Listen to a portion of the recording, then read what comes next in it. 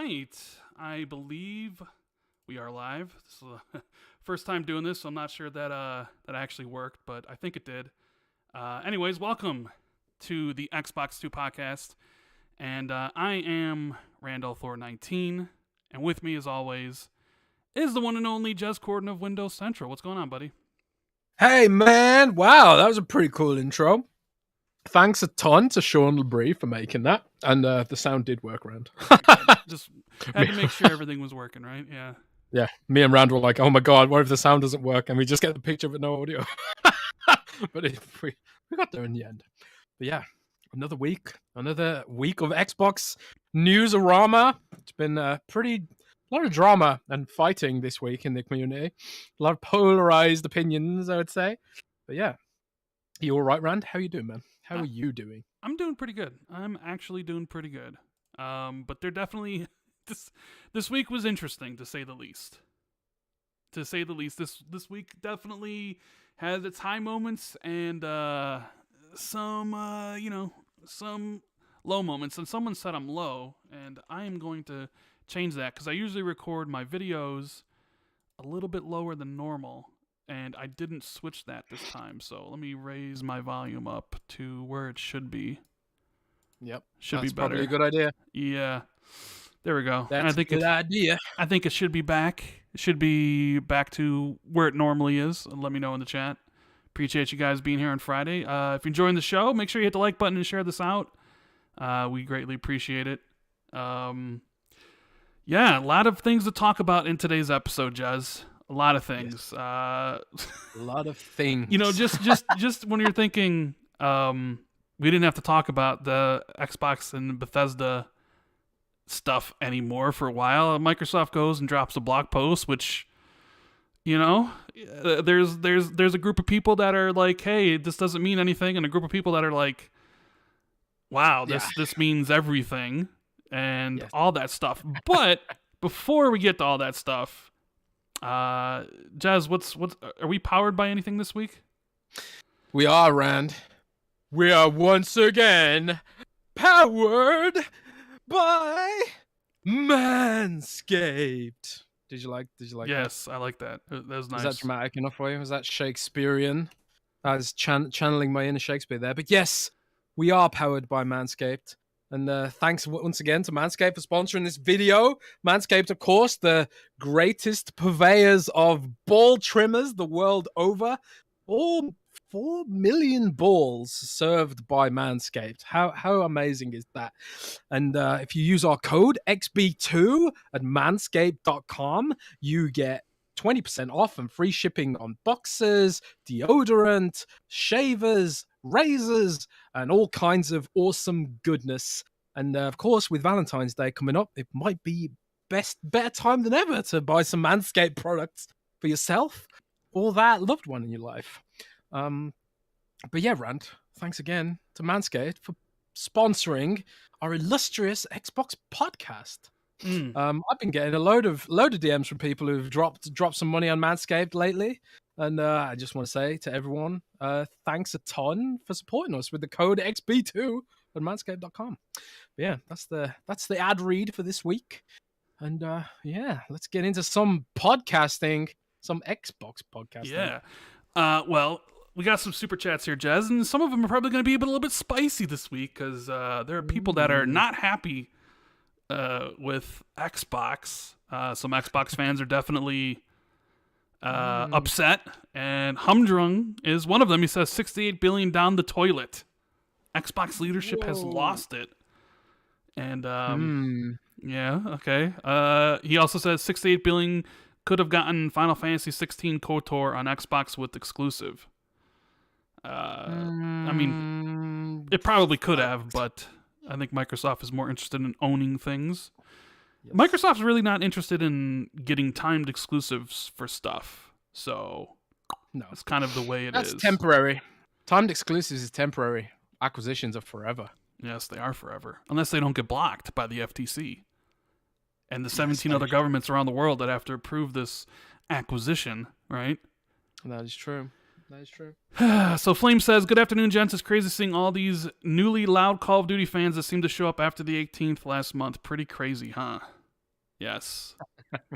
It was interesting because when the acquisition went down, PlayStation fans were like, Call of Duty was never good in the first place. Nobody plays Call of Duty, right? Like, I saw people say that, like, nobody plays Call of Duty. Is like, okay.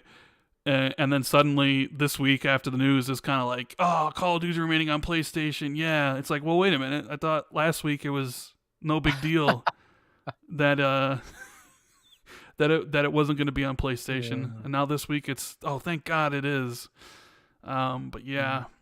Hisco Factor says, nice clean intro, boys. Yeah, we approached Sean Labrie. Jez really wanted an intro for the show. So we approached Sean Labrie, and he, made my intro for my videos, and he's very good.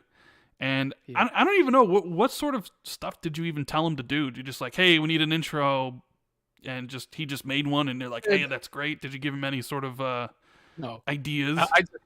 I just said, make us an intro, and he came up with a lot. He just said, what kind of games do you guys want in there? And I was like, yeah, I want Dark Souls, and I want Pillars of Eternity. And Rand was like, I want Barbie's Horse Adventure and stuff like that. And I was like, Rand, is Barbie's Horse Adventure really appropriate for an Xbox podcast? And he's like, yeah, okay, I guess you're kind of right. So, we ended up with what we've got. And Sean Labrie basically did it without any direction from us. So Sean Labrie's awesome. If you need graphics for a channel or podcast or whatever, definitely hit him up on Twitter. But yeah, that's Sean Labrie. Yeah. Awesome. Thanks a ton for that awesome intro that we got. Yeah, and shout out to Hero Avo for becoming the newest member of the channel. Enjoy all the emotes, and thank you for supporting the channel with your membership. KS Mice says, Jez, is the Metroid Prime trilogy... Blah, blah, blah, I can't speak today. Is the Metroid Prime trilogy going onto the Switch just a rumor, or is it Nintendo are really planning putting them into the Switch?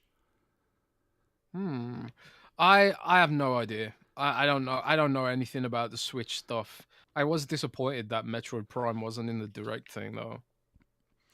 The Nintendo. You want to talk briefly about the Nintendo Direct? Did you watch it at all? I didn't watch it. I watched the trailers after the fact. I'm not the biggest Nintendo fan in the world. I like the Metroid games a lot, and I like the form factor of the Switch. But I just, I got 120 frames per second TV this week, Rand. Did you? You finally decided to join us? I did. I ascended with a TV powered by Manscaped. So I thought, well, I'm gotta spend this money on something. So I thought I might as well spend it on something that helps me do my job better, right? So I bought a Samsung QLED Neo thingamabob, and now I got 120 hertz in all the games. And have you played anything? Yes, only Call of Duty though, and I have to say it's a revelation. Really, it's a revelation. Having a good TV is a bit of a revelation. So, I had a decent TV before, but it was nowhere near this good. This is just a whole nother level. So, you get 120 hertz in VRR, you're set for the whole gen, basically. Yes, but like the point was when I go back and play Nintendo Switch now, it feels like I've gone back to the 90s. It's just so. I'm not a graphics snob by any means, but it's just like Switch pushes it too far. Switch takes it too far with that stuff. Like Pokemon Legends looks so damn bad, and it sort of pushes into that territory where it's like I can't stand it. I can't stand to look at this game. So but I did really enjoy Metroid Dread. I haven't finished it yet, but I was enjoying it. And I was hoping for some Metroid goodness at the Direct, but alas, there wasn't. Well, I suppose they announced the DLC or something for Metroid Dread, which is unexpected. But there was a lot of stuff in the show, and a lot of people seemed happy. So I'm happy for Nintendo fans, but nothing in there that I particularly cared about. Was there anything in there you were interested in? I didn't. No, I mean, I didn't pay attention. You know me, I'm not gonna watch a Nintendo Direct, even though it was like the only thing people were talking about on Twitter that day. Yeah, it was. But interestingly enough, there is sort of a conversation that flowed out from from it, and I saw Miles make an article about it on Windows Central today about the idea that Microsoft needs its own Nintendo Direct sort of thing for the future, because maybe it's with all these studios and all these games that are coming, that it's no longer maybe the right way to wait for just one update in the middle of the year and that's it, when Nintendo does it a couple times and Sony does it seemingly a few times as well, and even they do state of plays for individual games. Yeah, it's Microsoft's like their messaging with showcasing games is such an old school mentality, you know, and it benefits me as a press because it's like, you know, I get to see everything behind closed doors or whatever, and I get to talk about it, you know, before everyone else. But you know, thinking unselfishly, I think Microsoft's mythology. Mythology? Their mythology? Mythology. Methodology? Methodology. Man, I went full blown Rand there. But yeah, their methodology is very old fashioned, I think. And I think Nintendo's way is just so much better. It's so much more modern. And why can't Xbox do that? They've got so many games to showcase. And like it would really put a mark on the fact that these games are Xbox games now. The Bethesda games and all that kind of stuff. Maybe they will do it in time, and maybe they're still integrating the teams and stuff. It's still pretty early days with the whole acquisition of Bethesda, at least. So, you know, I would hope that Microsoft looks at this stuff. But I feel like we've had this discussion before about Nintendo Direct, and I feel like people have been calling on Microsoft to do this for a long time. I feel like we had that. There was an id Xbox showcase, and everyone was like, "Why don't they do all their shows like that?" And they just, for whatever reason, never did. And I don't know. Well, the whole mentality around marketing just feels very old school Microsoft, where there's like someone who's been at the company for a long time saying like gatekeeping what they can do and stuff, and they've got like an old fashioned way of thinking about it, and that's why we can't have anything. That's why we can't have nice things. Sometimes Microsoft is just really slow because of its corporate structure, and that's just the way it is. So we just have to keep moaning about it. We only have this discussion when Nintendo has a good Direct. Because when they have a horrible Direct, nobody talks about it. Because, you know, last year, remember when you made me watch that Direct last year? And it was awful? Nobody... There was a Direct they did last year, I forget it was, and I made a tweet, and I was just like, if Xbox or PlayStation put on this show, they'd be laughed out of the building. But because it's Nintendo, you know, they get a pass for mostly everything they do, right? Yeah. But you didn't hear this conversation about Xbox having Directs after that. You only hear about it when like Nintendo actually has a good Direct. Yeah. Now, I personally look, Microsoft right now Microsoft doesn't have the games to show Nintendo Direct, because what was this whole Nintendo thing was basically the first 6 months of games coming to the platform. Well, unfortunately, you don't even have any first-party games coming to the platform in the first 6 months, which, you know, sucks. So this year is probably not the best year to do it, but I do agree that eventually, if you're actually going to nail your one AAA game per quarter type stuff, like next year, especially when you have Activision Blizzard under your belt, you know, and next year you're going to be launching Overwatch 2 and Diablo 4, even if they're multi-platform, and Hellblade 2 and Avowed and Contraband and Game Pass titles, it probably would best serve you to have multiple shows at that point, because some games will probably just get lost in the ether, like CrossfireX this week.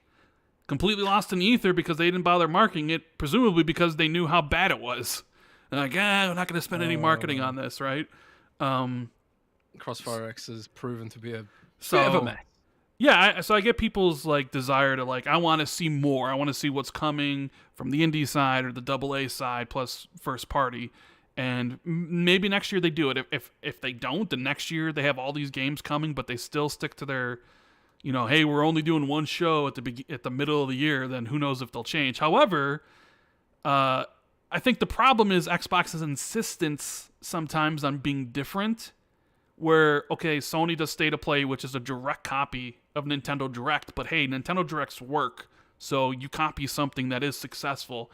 Microsoft is always trying to be like, well, we don't want to necessarily copy them, so we're going to have sit-down dev interviews with hosts. And those don't go over well. not So good. if Microsoft were to do this, just ditch the whole Inside Xbox format and just what gamers really want to see is like they want to see just games after games after games after games. They don't want to have to listen to a dev explain their game for a few minutes. They don't want to have to watch a host say cringy lines. Like that's what I think really was the problem with Inside Xbox was lack of content and the way everything was presented with hosts and interviews. I don't think people care about that. You know, people got lives. They just want that 20 to 30 minute like short. Here's what's coming. Boom. Let's move on with their day. They don't want to have to listen to some guy explain their game for 4 minutes. But I don't know if Microsoft will do it because they don't want to be seen as copying others. And, you know, we got to have personalities on screen when you don't need personalities on screen. So we'll have to wait and see. Because if you really are going to be launching Hellblade 2 next year, maybe in the beginning of the year, like, you'd want to have some sort of event to talk about it and not, you know, not wait to the E3, well, not E3 to talk about it. But yeah. Jeremy G in the super chat says, keep rocking XB2. We definitely will keep on rocking. We appreciate everyone being here. Gunstar Muppet 9 Lives who says, Rand noticed me. I notice you all in the chat, especially you 9 Lives.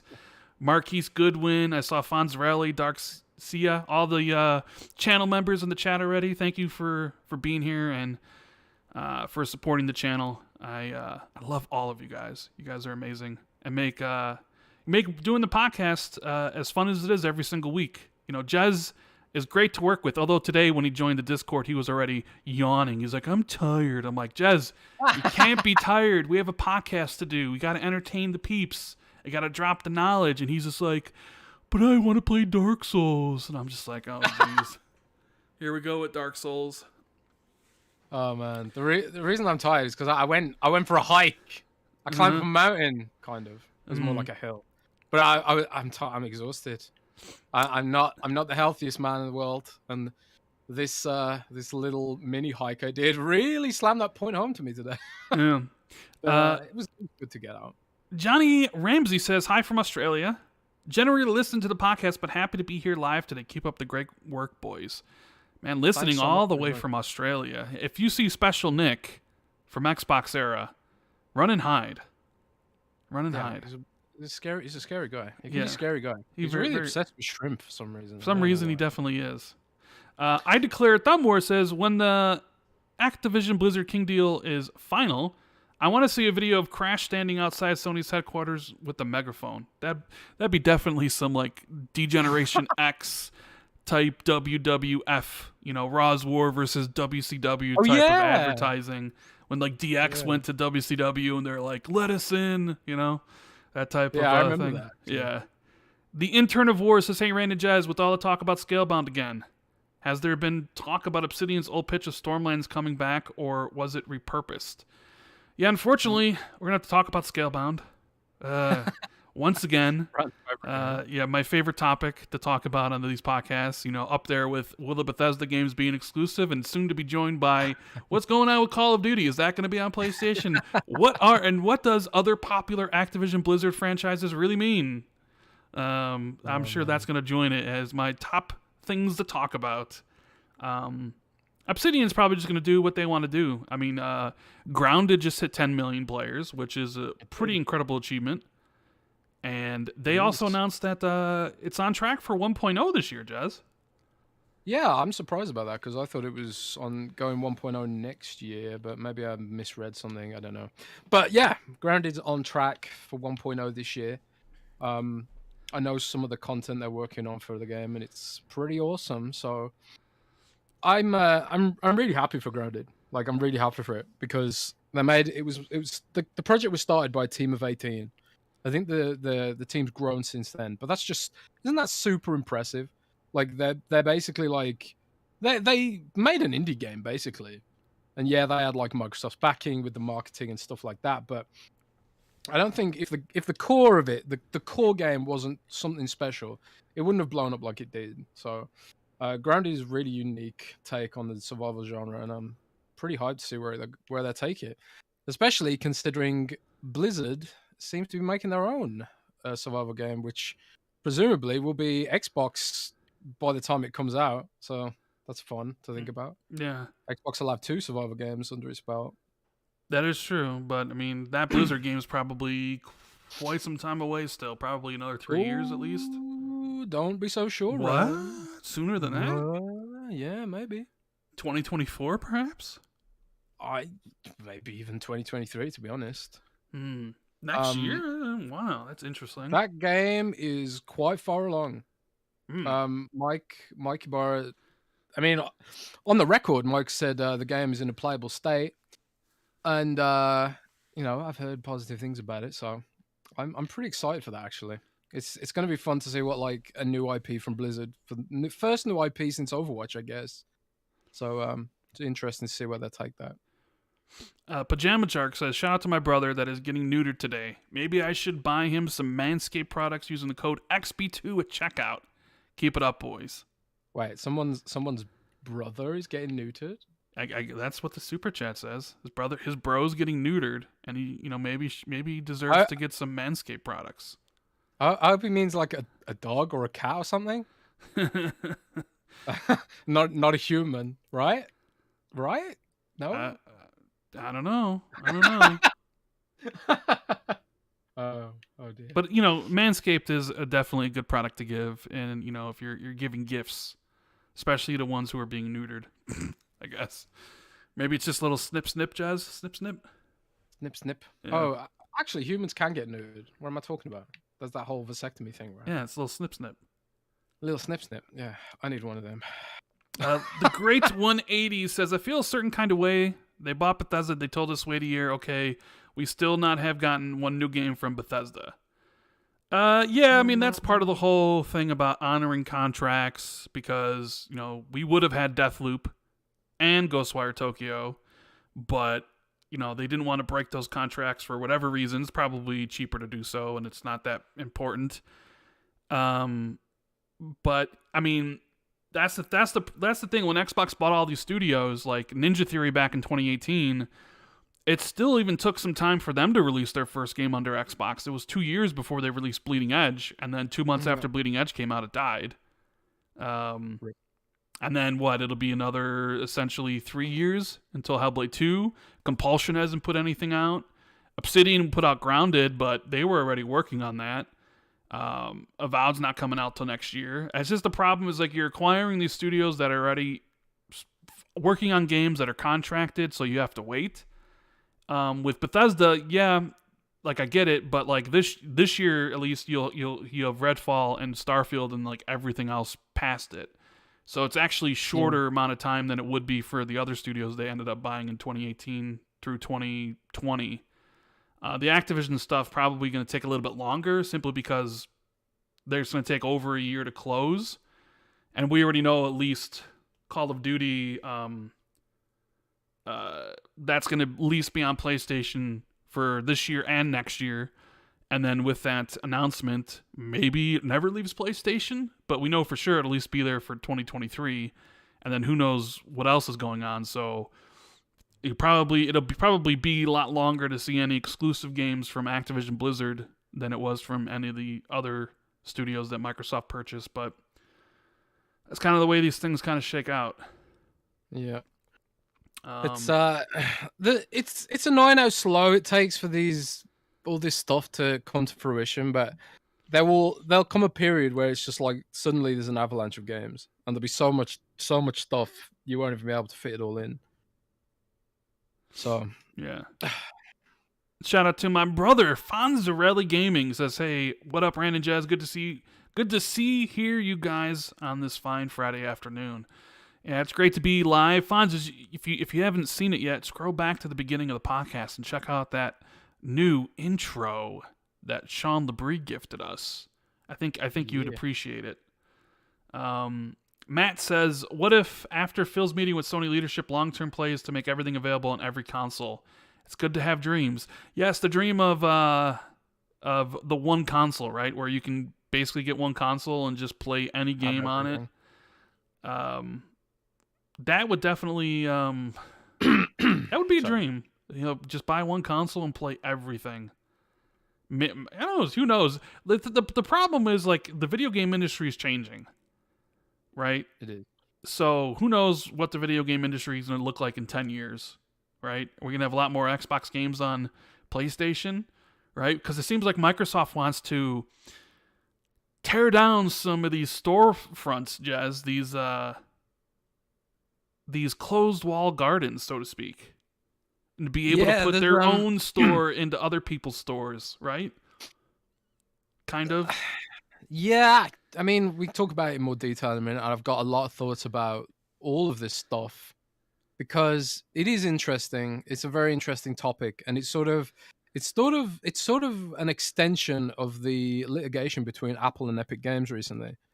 Like Epic Games tried to crack open the Apple Store wielding Fortnite as a weapon, but they were unsuccessful. But what if you have Fortnite and Call of Duty together being wielded as a weapon? Will that crack open the Apple Store? I think we are going to see more battles between Microsoft and Apple with regards to some of this stuff, because the thing is, Windows is a monopoly. Windows is a monopoly. Or like I think PC market share is something like 80% Windows and like 15% Mac and then like 5% Linux or something for like personal home computing. But the problem with Apple is, and the difference between Apple and Windows is that Windows is an open platform. Anyone can build a storefront and sell their games through Windows without having to pay Microsoft a penny. Like Steam doesn't have to pay Microsoft a penny. But if you want to play on Apple's ecosystem, you have to give Apple some money. You have to give them money. So like, if there is a future where iOS becomes the number one way to experience content, Apple has full-blown control of that, and they also take a cut. You don't want to be in a situation where you have a platform monopoly that also charges people money to play, you know. And that's kind of where Apple's going with their stuff. Like Samsung's losing pretty badly to Apple in the mobile space now. So there is like this sort of fear amongst Microsoft and stuff that Apple could become what everyone fears Microsoft could become. But Microsoft obviously isn't going to become because they don't have a phone platform anymore. But I don't know. We'll talk about it more in a bit. Yeah, because there's a lot to this whole Activision Blizzard App Store stuff. But yeah, Supernova says, "What's the story of the roses from Mr. Chad Spencer to Platinum Game Studio? Is Kamiya making fun of Chad Spencer, or is he serious about getting back to work on Scalebound?" Well, I got a lot to say about that. That's definitely one of the big topics. So we'll be getting to that because fucking talking about Scalebound. Why is it every single week we talk about this stupid fucking game that was canceled in 2017? And for whatever reason, it just will not. It just stay in the grave, like just die already. Like Jesus. Sir Blood Raven says expectations for Starfield and his impact on gaming. Well, I mean, Phil was pretty apparent about his expectations for Starfield being that they want it to be the most played Todd Howard game ever, and that's a tall order considering Todd Howard made Skyrim. So yeah, I mean, I think maybe Starfield, you start to see Microsoft make a big push for cloud gaming. Maybe this year is when Microsoft gets Game Pass onto smart TVs or like a streaming stick. Because it definitely seems like Starfield is going to be, with them saying we want it to be the most played Todd Howard game ever. It's like, okay, well, you're not on PlayStation, but you necessarily don't need to be because Forza had 18 million players in 2 months and Halo had 20 million players. So Game Pass is going to really lower the bar to entry, not only on console, but on PC. So where can we make up some of the difference? And some of that's going to be like mobile and maybe just like TVs in general. Like you don't even need a console. You can just plug the streaming stick into your TV and play, right? Yeah. So, and we do have credible rumors that Microsoft is working on a streaming stick this time. Well, we had credible rumors before. Microsoft tried to make streaming stick a while ago. Brad Sams, that was one of Brad Sams' old leaks before Brad stopped being a journalist. He still podcasts, but he's not a active blogger anymore. He works at Stardock on games like Galactic Civilization and stuff. But Brad originally leaked that Microsoft was looking at making a streaming stick, and apparently I've heard that they're giving it another whack. So maybe we will get a streaming stick in the next couple of years. That's something I'd expect to be announced this year if they are going ahead with it. Yeah. Hero says, what was the bad news? Did I miss something on the old Twitter? Bad news, I guess it depends on where you're looking at it. Some people see, well, here's the thing. We don't even know for sure because the whole Call of Duty thing, some people are like, you guys are falling for doublespeak. You're falling for the corporate speak. They're not saying anything different than they said about Bethesda, and we know how that played out, right? Some people are like, when this stuff goes through, Call of Duty is going to be exclusive. Warzone's still going to be on. Like, you have to look at the words and what the words say and all that stuff, right? Nothing's going to happen. But then there's other people, like Jez, who correctly, I'm surprised you're not taking a victory lap right now. Yeah, I've already you already did that. I did on Twitter earlier. That's okay. Because when this stuff went down that first Tuesday, when we did the emergency podcast on Tuesday, when the Activision Blizzard deal went down, Jez was very much being like, COD's going to remain multi-platform. It's going to be on PlayStation forever. And boy, oh boy, did chat not like you that day. No, they didn't. They did not like you. And don't shoot the messenger, baby. They didn't like it. So Hero, basically, I guess it's bad news on what you were expecting or how you're looking at it. If you were like, Xbox needs all these exclusives to dominate PlayStation, then it probably is bad news because it doesn't look like Call of Duty is going to remain going to be an exclusive. So I definitely see like a divide on social media. Like some Xbox fans are quite upset, and some Xbox fans don't care because they're like, I don't care, I get the game in Game Pass, I win. While there's we just spent $70 billion, because I see people still bringing up like Paris's quote, you don't spend $7 billion to keep things the same, and they didn't because they made the Bethesda stuff exclusive. But then you don't spend $70 billion to keep things the same. So, but they did. So, or at least we assume they did. We'll go more in depth on this in a little bit when we talk about it, but it really just depends on where you sit and what you were expecting from this, essentially. Foreskin of Exodia, great name, says, have you guys seen the shitstorm on Twitter for Xbox worst exclusive, CrossfireX? Oh yeah, CrossfireX. Yeah. It's kind of suspicious in a way that Microsoft stopped marketing that. And initially they were like, oh yeah, CrossfireX, it's our exclusive, we're bringing it to the West, blah, blah, blah. And then at some point in CrossfireX's history, Microsoft started pretending like it didn't exist. So now I think we know why.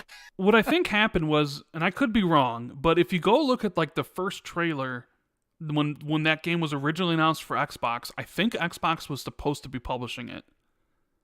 And then soon after, Smilegate was publishing it. So I think it sort of changed hands. And leading up to this week, people were like, where's the marketing for Crossfire? And, as someone who played the beta in 2020, I'm just like, this game's going to be a disaster when it launches on Xbox. Like, the multiplayer is like trash. I don't use, I know like a lot of people use that word to describe any games they don't like, right? But truly, CrossfireX's multiplayer has some of the weirdest and worst design decisions I've ever seen in a multiplayer game. Like, my buddies Magic, Maka, Sam, and Casual were playing it last night, and they were spawn camping the other team nonstop. Like, they were all getting like 40 kills, 30 kills, 25 kills, and like 2 deaths. And basically, people were playing against them and then quitting, and then sending them messages like, you're cheating. And it wasn't like they're cheating, it's just they have this, like, the game has this awful, like, mechanics and awful design decisions. And they were just basically running roughshod over everybody to the point where people were just quitting the game and probably deleting the game. They're probably like, this isn't fun. So I knew that when I played it in the beta form in 2020. I'm like, yeah, this okay. So, but my hope was that, hey, Remedy's doing the campaign, right? And I love Remedy. I really like Control. I love Alan Wake. Max Payne is amazing. So I was like, yeah, you know what? I'll play the campaign. I don't care about the multiplayer. It's free to play. And then they launched the game, Jez. I don't know if you heard this, but CrossfireX has 2 campaigns, which is weird. Yes. Which is really weird when you think about it. It has 2 campaigns. First one's $10, second one's $10. But the first one is supposed to be in Game Pass for free. Right? So Game Pass users will be able to play the first campaign. If they want to play the whole story, they got to spend another $10. But when it went into Game Pass, people couldn't access the campaign. And they still can't access the campaign to the point where Microsoft, last time I looked, has removed CrossfireX from Game Pass. Oh, really? Yeah, if you go look, it's not there anymore. It's not in Game Pass anymore. But as for people that have played it, they also are saying the campaign is pretty damn bad. And it's like an hour and a half per campaign, so 3 hours. So, yeah, sounds like CrossfireX is going to be, and when the game launched, no reviews. No. Which is also a sign, We were trying to get a review code for weeks at a Smartgate. They just wouldn't reply. We tried to get in touch with Microsoft. Microsoft wouldn't talk about it. It's very, very strange. It was like there was something really wrong with the whole thing. I don't know. I know a couple YouTubers that were offered sponsorship opportunities to make videos about CrossfireX. Oh, and. I know some of the things that were entailed, but even they were like, nope, can't accept this because your game's horrible. It's like, yeah, that's how bad it was. I still am somewhat interested in maybe trying out the first campaign, especially if it's an hour and I don't have to pay for it, just to see what Remedy does with the Call of Duty style game, but we'll have to wait and see. Malice, shout out to you, buddy. He goes, I don't want them to get away from the big live shows like Nintendo and PlayStation have. Fine if Directs wouldn't be at the expense of the big live shows to me. And I have seen this sentiment, is that a lot of people do enjoy that big, live event. And it's not really live anymore. It's pre-recorded, but, Xbox does that big live hour and a half show. Nintendo doesn't. They do, they do their small streams. And I don't know, our times are changing. You're presumably never going to have another E3, so you never have to do a live show again. So I guess you'd have to, what works better? One big live show in the middle of the year or multiple shows throughout the year? Personally, I think the big show works better. The big show works when you have limited content in a year that's always focused towards the end of the year, and then you can talk about games that are coming out next year. Which is kind of the thing that Xbox has been dealing with. They always basically have games at the end of the year, and then, okay, here's the other games coming the next year, which is what their E3 is all about. But when you're going to have supposedly games launching, or at least 2 games launching before E3, I think the idea of just doing one show when you have all these games from all these studios coming in 2023 and 2024 and 2025, I don't think that works anymore. Yeah, times have definitely changed. They've definitely changed, and I think Microsoft needs to adapt to this stuff. I don't think there's a world where you can just sort of wait on one show, especially when Nintendo and stuff. They're sort of basically putting themselves in the marketing cycle in a big way on a sort of persistent basis. But Microsoft's just basically quiet. On the games front, yeah, we get acquisition news and that's exciting, but it's not about acquisitions. It's about games at the end of the day. And we don't really know anything about a lot of the games that are on the way. We've seen sort of teased gameplay and Hellblade, and we've seen pre-rendered teaser trailers for Redfall and stuff like that. Do we really have to wait till June to see some of this stuff? And Redfall has already leaked in some ways, and this would be a way to get ahead of leaks as well. But I don't know. It's interesting to think about what they should do, and I get that. I do like the old school way of doing things, but I think when Nintendo and Sony are out here doing it differently, I think that puts Microsoft on the back foot. I don't know. Yeah. I might put up a poll on Windows Central about that. Do you prefer waiting for like E3 for Microsoft's big marketing blowout, or do you actually put it in chat, Rand? Actually, I'll put it in chat because I'm a mod. Oh, actually, I can't put it in the chat because I'm a mod, but YouTube doesn't let you do that. Maybe you should put it in chat. So, Okay. I'll put this on Spotify too. Like if you're listening what's on Spotify, what's the poll you want me to put out? do you prefer having a big E3 blowout with a big show, 90 minutes long, where they showcase all the Xbox exclusives, or would you prefer them to have sort of smaller shows throughout the year? Okay. Like Nintendo Direct. I guess that's the question. Throughout the year. Big show and smaller shows, I guess, will be the other ones. Smaller shows. This is why we need a producer for the show, so they can make the stuff while I don't have to. Anyways, Achievement in the super chat says, "Think if Microsoft." Oop, this popped up in my way. Think if Microsoft went after ARM, it would pass, since Microsoft would play nice with AMD and Nvidia, would make Apple have to work with Microsoft. Microsoft's goal is to get everyone to work with them. Yeah, so there was announced that basically the Nvidia ARM deal fell through, right? So what do you think of Achievement's thing here of Microsoft buying ARM, essentially? It's funny. We were actually discussing this on Windows Central recently, like the possibility of it.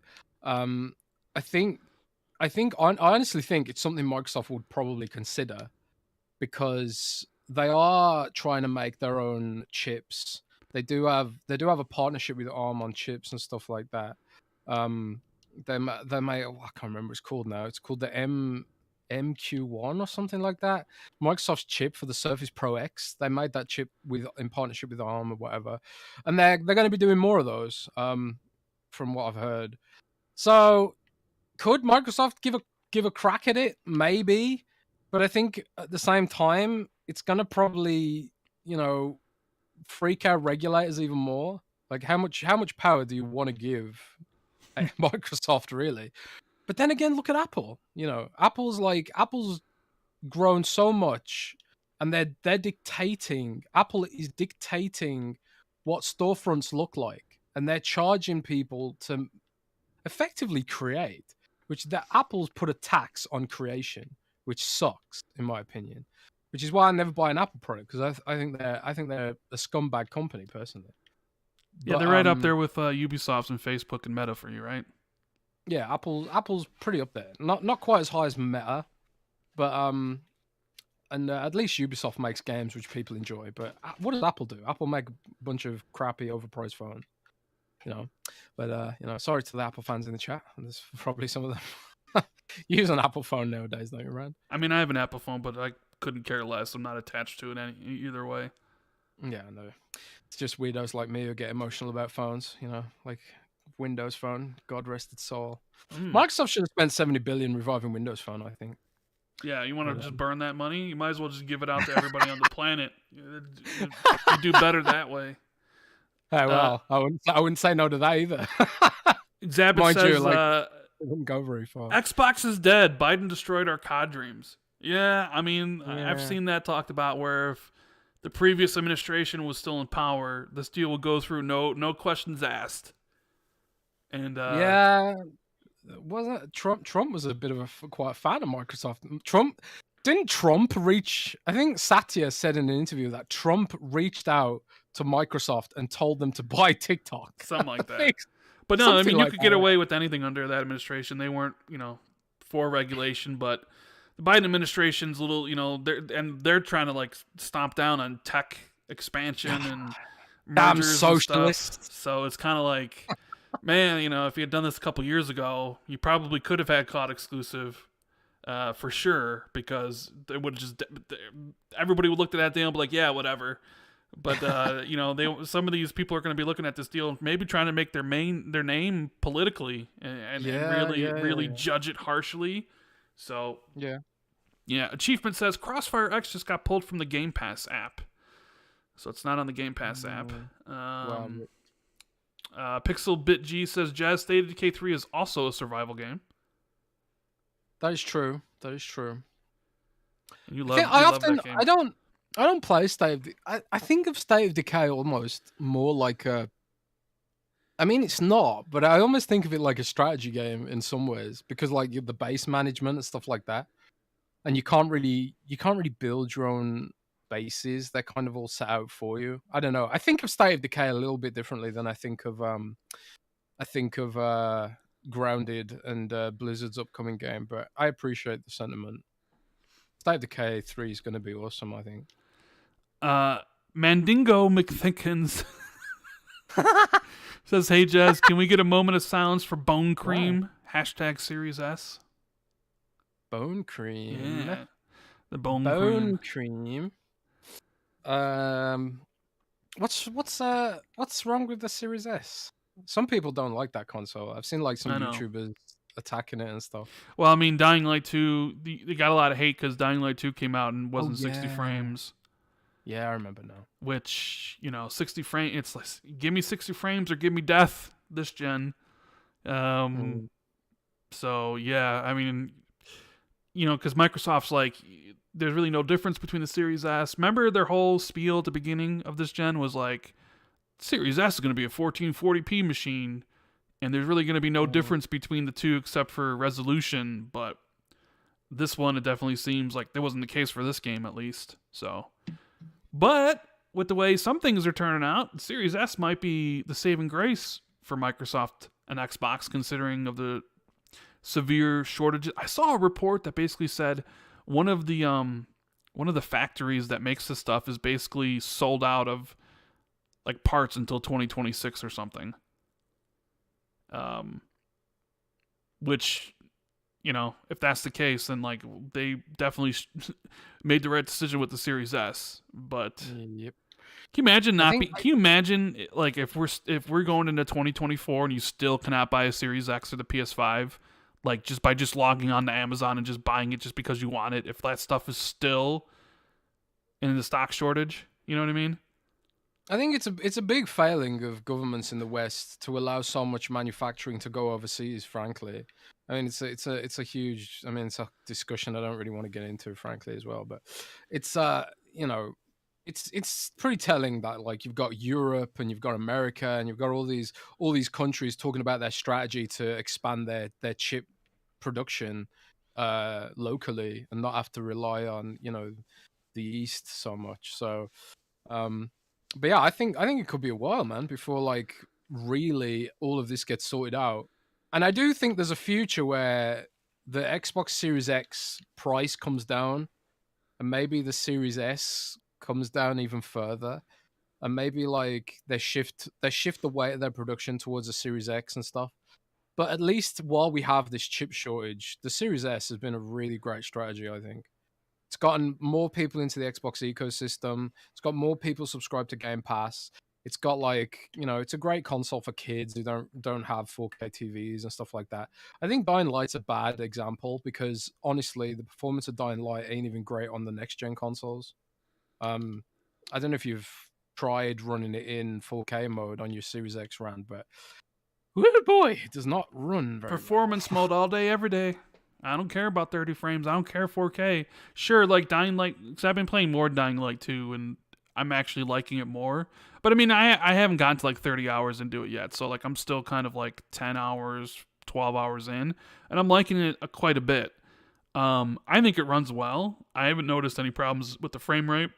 And I did see like Alex from Digital Foundry say it's like for how that game is, pushing PCs, like it is, the next gen versions are actually pretty well done. They're running at twice the frame rate of the One X, 30 to 60, and a lot of the settings are higher too. So it's like even though it's 1080p, it's actually still doing pretty good. So I don't know. Maybe I'm just like I don't know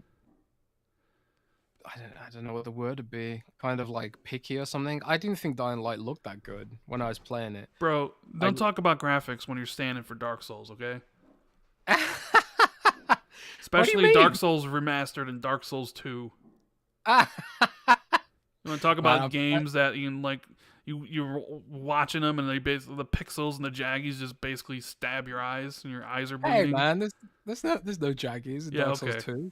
It's very crisp, actually. I would say Uh-huh. it runs very, very well. Stable, 60 frames per second. It's a 360 game, for God's sake. It does have FPS boost and all that shit, I think. So I don't think does Dark Souls 2 did. I thought only Dark Souls 3 did. You sure you're Well, not it's playing in 30 frames? no, it's 60 frames. Dark Souls 2 is definitely 60 frames. I don't know if it's just because Scholar of the First Sin made it 60 frames or something, but actually, Rand, because on my shiny new Samsung, I actually have a games mode thing on it, and it actually has an FPS counter.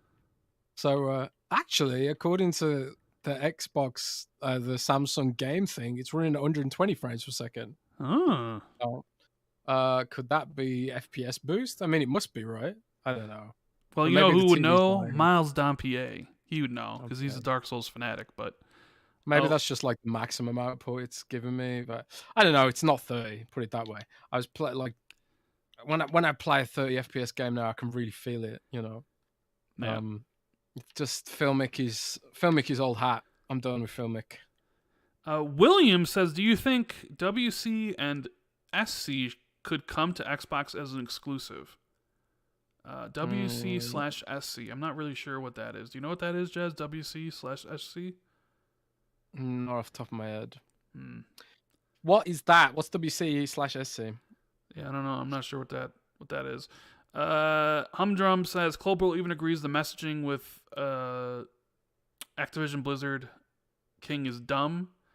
Well, I mean, they don't even own the company yet, so I mean, you'd have to compare their messaging after the deal's finished to what their messaging was with Bethesda.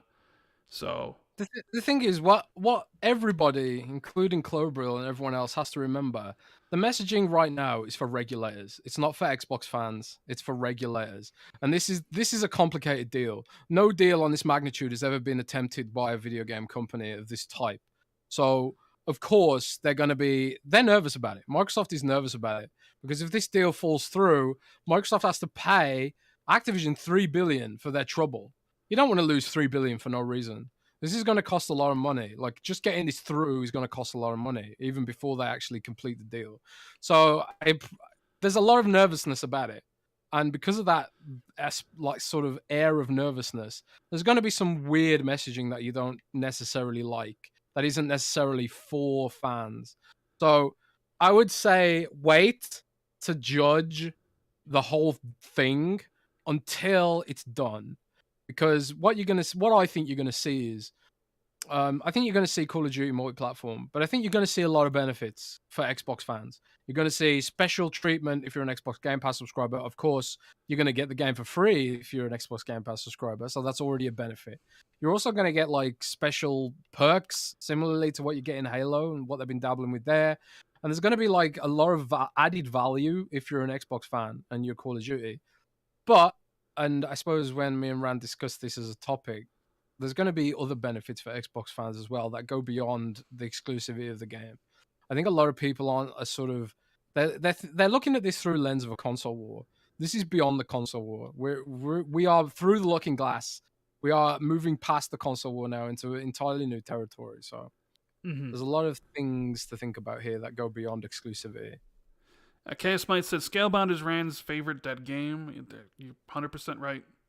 Supernova says Avowed this year. #Cowboy Jez. I think me and you would both say no. I think we'll see it this year, but I think it launches next year. Yeah, I agree. Next year. Marco says Lord of the Rings rights for sale. Should Sony and Microsoft bid? Yeah, that was one of the topics. I figured, we could probably talk about it now since somebody asked about it. Did you see that report, Jez, that said the Lord of the Rings movie rights as well as the game rights were up for sale? I did see that. That's interesting. And maybe people are saying that it might go as far as like $2 billion, like $1 billion, $2 billion, something like that. That's a lot of money. Some people have asked, like, hey, would Microsoft be interested in something like that? And I'd be like, yeah, no. Not at all. I don't think so. I think like unless there was a team within Microsoft who had a pitch and they went to Phil and they were like, "Look, we think we can make this game and here's the pitch and it's going to be amazing," and and they're really passionate about it. I think that's the only way that happens. But I don't think that's happening at the moment within Microsoft. But yeah, who do you think will get it? I think Amazon will get it. Yeah, because Amazon's doing that TV show, right? Yeah, Amazon's doing the TV show, so I could definitely see Amazon grabbing the rights. I don't know, $1 billion, $2 billion seems quite excessive. For Not like, for Amazon. Yeah, not for Amazon, I guess. Maybe Amazon could make like a Lord of the Rings MMO to go along with it. Essentially, I don't know. It's definitely interesting, but There already is a Lord of the Rings MMO, oh yeah, they're right. There is, isn't there? and the servers are still live. People still play it. Not many people, I think. It still exists, but I do think Lord of the Rings is an untapped IP in general. Like I was actually talking to my girlfriend about this yesterday because we finished off the Book of Boba Fett. No spoilers for anyone who's seen it, but I thought Book of Boba Fett was very good, and my girlfriend's a big Harry Potter fan, and she was sort of saying like, "Why doesn't Harry Potter get this kind of treatment?" And I was like, "Well, basically because J.K. Rowling hoards the rights to Harry Potter, and she has final sign off on everything. And back in the day, it was the same for George Lucas had the rights, and we didn't get any Star Wars stuff until George Lucas sold the rights to Disney. So, I feel the same way about Lord of the Rings. That it's like this, it's kind of wasted as an IP, and maybe one of the big entertainment companies or tech companies should buy it just so that fans can get more out of it. I mean, it could just be terrible. It could be a disaster, and all the movies and TV shows they make out of it suck. But I don't think that'd be the case.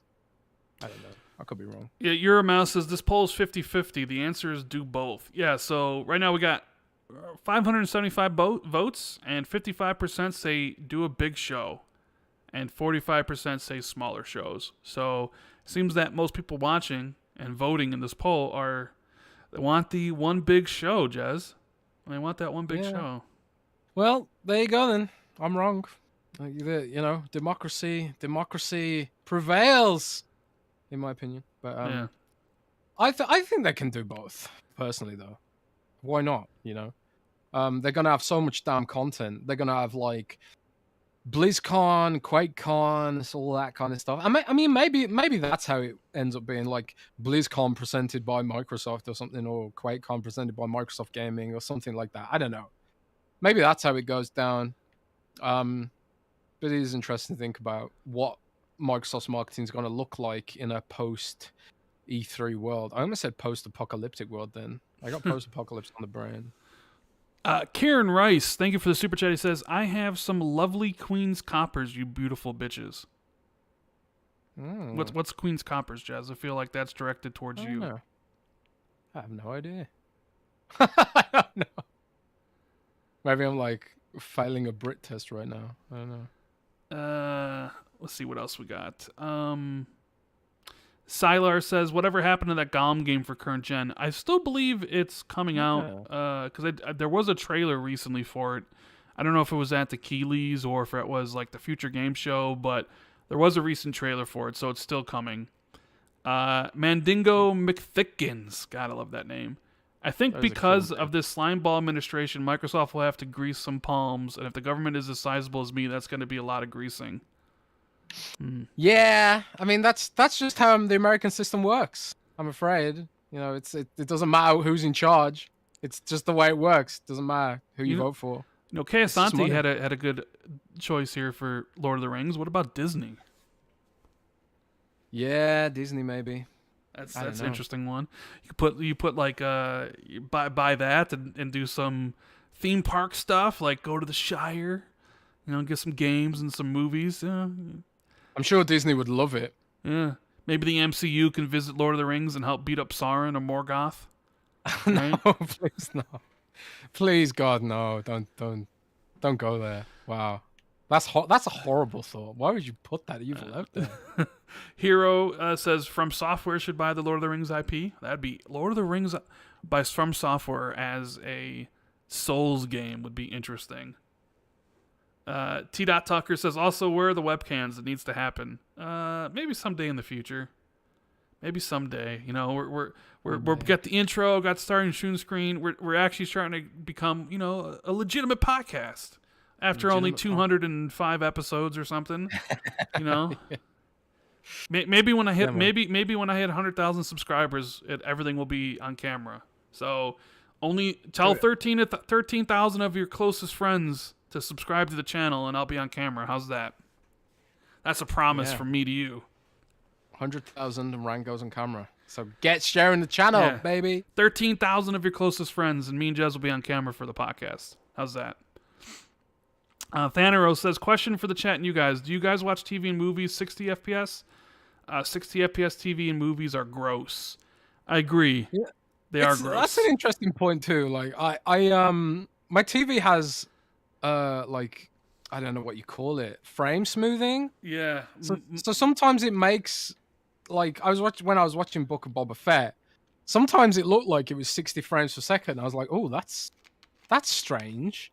It reminds me of like watching like soap operas on British terrestrial TV, because British TV is usually 60 frames. I don't know if it is in America. Is it? I don't know. No, but 60 frames does look weird on TVs. I don't know. It's maybe because you're just so used to everything being 24 frames. That 60 looks awful. It just looks weird. They shot The Hobbit in 48, I think. Frames, right? I think they showed it in 48. Yeah. That was controversial at the time. It was. It definitely was. I remember being like, ugh, because it has that soap opera feel. Yeah. And people don't like that. I don't like that because it makes it look cheap for whatever reason. Yeah, I don't know why that is the case, but it does seem to be the case. I don't know. Kieran Rice says, I give you Queen's Coppers money. Haha. Oh, okay. Queen's Coppers means money. Thank you. I did not know what that was. Is that London slang? Because I ain't even heard that in Britain. Or maybe that's London-ish. Chinook Guy says, should Xbox loosen their stance on third-party IP and get some exclusivity on things they don't own, like Star Wars? I mean, I would like it. I definitely would like it, but who knows if Microsoft... I mean, Microsoft owns a lot now. You know, we all probably heard that guy's rant about what Microsoft owns when he was talking about Microsoft being a monopoly. So it's like, you own all these things. Do you really... That the comedian guy? Yeah, do you really need to... Like... That was... To be fair, he is a comedian. That was a pretty funny video, so... Yeah, but not funny in the way they probably wanted it to be. Yeah, I've always been a proponent of buying WB games and licensing Batman and all that stuff, because those type of games like Batman, Suicide Squad, those appeal to way broader demographic than something like, you know, Starfield does. And, you know, Game Pass, I think, still has that. Game Pass, I still don't think regular people or normies, essentially, casuals, really understand Game Pass just yet. Or they're not fully aware of it. So, something that does have broad appeal, like Star Wars or Marvel games or DC games, maybe is the way. So, what if they eventually did, like, a Game Pass exclusive game that you could only get in Game Pass, just as a way to educate consumers? I don't know. So then I think they'd bring up those interviews where Phil said they would never do that, though. True. Right? So... True. Then the people be like, you said this would never happen. And then, you know, like, they still bring it up about VR. 2016, Project Scorpio is going to have high-end VR. And then next year, we didn't say anything about VR. Who said anything about VR? VR who? Yeah. Red 13 says Microsoft should buy Lord of the Rings and give it to id Software. id Software? Yeah. Lord of the Rings shooter? You play as Legolas. And he plays Legolas with the crossbow, right? Shoot. Yeah, bow and arrow and shit. DS Omen says Elden Ring probably isn't coming to the Game Pass this month, but could it be possible that Dark Souls series could be? Ignore if discussed already. It's weird because, like, FromSoft has never really supported Game Pass, as far as I know. I don't think so. No. Yeah. So, like, I don't, and I feel like Microsoft maybe I almost wonder if that's intentional. I mean, maybe like we got Mortal Shell in Game Pass. I never played that though. Was it any good? Was Mortal Shell any good? Did anyone play that? Play that? Like, let me know in chat if Mortal Shell was any good. But for all the fandom that these games have, they're actually quite niche. Like they don't sell super well, and they don't drive the kind of engagement that I think Microsoft looks for with Game Pass. So like FromSoft games are a bit strange because the hardcore fans will buy them day one. Like I've got Elden Ring pre-ordered already. For example, I've got the game pre-ordered digitally, and I've got the collector's edition pre-ordered physically. So I'm gonna have a spare copy of Elden Ring flying around. I might give that away actually on my stream. But I think like they might not be a great fit for Game Pass because of that, because FromSoft knows that they'll sell anyway. So FromSoft might ask Microsoft for like more money than Microsoft might be willing to pay for it, because Microsoft sees the engagement stats and it's like, well, who's publishing it? Is Bandai publishing it? Bandai. Okay. Namco. Would it be their decision then as publisher? Kind of like how Square Enix was their, the Outriders decision was theirs. Well, I think FromSoft retains a lot of control over their IP with Bandai Namco. Like Bandai Namco seems to be like a pretty good publisher with regards to like developer independence and that kind of stuff. So on that basis, it's hard to say for sure if Bandai Namco would have a huge amount of say in that. But again, I think it's just a case of like, is it a good fit for Game Pass, And maybe it is. Maybe like Microsoft seeing what Mortal Shell did and was like, man, we need to get more Souls-likes on here, because maybe people will try them if it's in Game Pass, because they don't have to invest the full-blown price, and discover that they suck at it and then they quit out after 5 minutes, Pretty much like I did the first like 1,000 times I tried playing these games. So it's an interesting topic to talk about. But yeah. Xbox and FromSoft don't seem to have any sort of close relationship, which is weird, isn't it? A little bit. I don't think that's weird. No. No, I mean, I don't think it is. I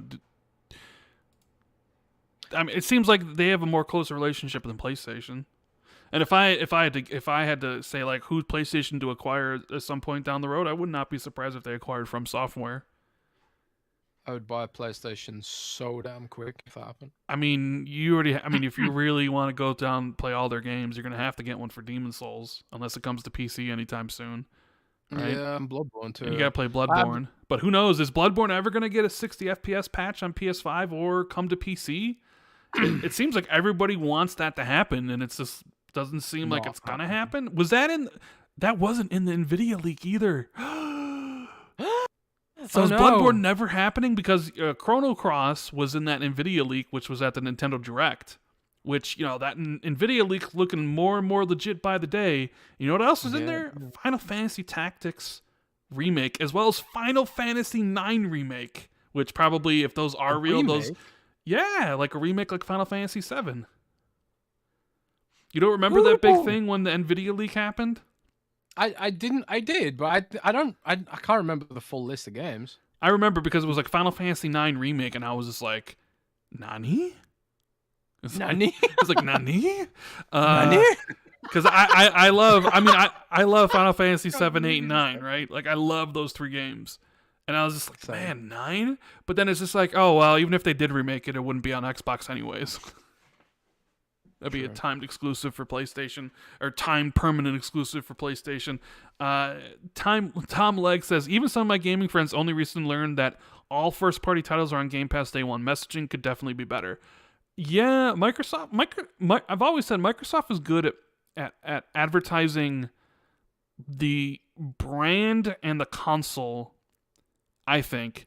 They're not as good at advertising individual games. And I think they rely way too much on Game Pass marketing on the console and Game Pass marketing on Twitter and trying to be hip, right? Trying to be hip. I love what Stein does and everybody that does on the social media stuff, but like, I don't think that stuff filters down into the casual gamer, like, because I don't really think they're on Twitter.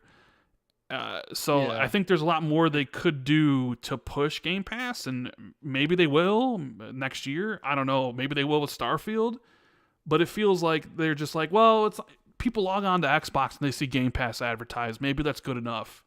It's like I don't know. Like I think you need to advertise like more heavily on TV in places or something because even I asked my sister who's a normie, doesn't play, and her brother or her husband rather or her fiance, they've never heard of Game Pass. And they know I do do YouTube and I'm an Xbox like they have no idea. It's just like, and I'm sure there's plenty of people like that. They only play Maddens and your FIFAs and your CODs and stuff that have no clue what Game Pass is. Maybe that changes when Call of Duty comes to Game Pass day one. Maybe you make the huge push there to go after all those people. I don't know. But I definitely do think like marketing could be better on that. So I think it's the chip shortage partially to blame, because if you're Microsoft, right, and you're thinking like we're selling out of everything we put out there as soon as possible, why bother marketing at the moment? Why not just sort of wait a bit until situations change? No. Yeah. And like when it gets never to a point, changes though, bro. It will change. It will change. There's like billions and billions of dollars being spent on expanding chips supply and all that crap at the moment. So it is going to change. It's going to take time, but it is going to change eventually. But I don't know how long it's going to take. I guess. I mean, that's the big question, really. Is like how long does it take? But that's the thing though. Like you don't need to push hard on the marketing when like you can't actually sell any consoles. It's like, yeah, okay, great, Game Pass exists. Now, how do I get an Xbox? Oh, I can't because they're sold out everywhere. So why bother spend the marketing? You might as well just save the money for now and prepare for a future where they actually can build consoles, which, ain't anytime soon by the looks of it, by the sounds of it. I don't know. Yeah. And if you guys can do us a huge favor, make sure you hit that like button if you haven't already. Super easy. Just click on that little like button and share this out on social media so more people can check out. Yeah. And hit the subscribe button if it's your first time here. We appreciate all the new people that drop by the channel every time we put out a new video or when we do a new show. Let's see. Two new... Fmus says, speaking of the Batman, Gears Esports Winter Major will have them as a sponsor. It was kind of out of the blue post by the Coalition. I did see that, and I also did see the Batman's actually sponsoring Gears Esports because the movie's coming out, right? That is so... And I don't know, what's even weirder? I don't know if you guys in chat have seen this. You probably haven't, Jez, because you're overseas, but have any of you guys seen the Bat Zoni from Little Caesars? Like the Batman has partnered with Little Caesars to make a Batman pizza. It's like a Batman calzone / pizza. Have you seen this, Jez? If you haven't, please go on Google right now and look at a picture, please. Batman calzone. The Batman calzone or Batman pizza from Little Caesars. Please take a look at a picture of it. I need you to see this. I will go and have a look. Bear with me. I'm just fighting a zombie at the moment. The last thing we want to do is die right now. The Chiefman says IP is king. Xbox not trying to build others' brand. Yeah, I need you to see this. Batman Calzone. Little Caesars reveals the Batman Calzone. Comicbook.com with the clutch article there. What? Uh-huh. That doesn't look anything like a bat thing. It looks like the Batman logo, but no. The first thing I thought when I saw that was elephant. It's got like the elephant ears. No, but doesn't it seem like a when I saw that, it was just like the Batman's like a prestige picture, right? It's going to be one of the biggest pictures of the year, and I saw that and I'm like, is that something you really want sponsored? Like, it seems like somebody like a crappy movie would do some sort of sponsorship of Little Caesars or something not the Batman. Well, dude, I remember when the new Star Wars was coming out, there was all kinds of Star Wars crap. I saw in Germany, I saw Star Wars oranges. They were selling fruit with the Star Wars logo on it, and I was like, what? What makes these oranges Star Wars related? I don't know. That's just marketing for you, isn't it? Yeah. Yeah. You should I get that pizza, Jess? Should I order the Batman calzone? Yeah, man. Yeah. Do a review. Doesn't it look horrible? It's like $5 or $6 or something. It looks awful. Nah, And I mean, I love the it's a weird Batman. shape, but I I'd love eat the it, Batman. man. Like, I haven't been to a movie since, God, it's been a long time. I think Avengers Endgame was the last one I went to go see a movie at the show, and there really hasn't anything come out since then that has made me like, I need to go. Man. But Batman, Dude, bro, I need to be want- there day one. Like, I need to be at the show day one for that. Pattinson though.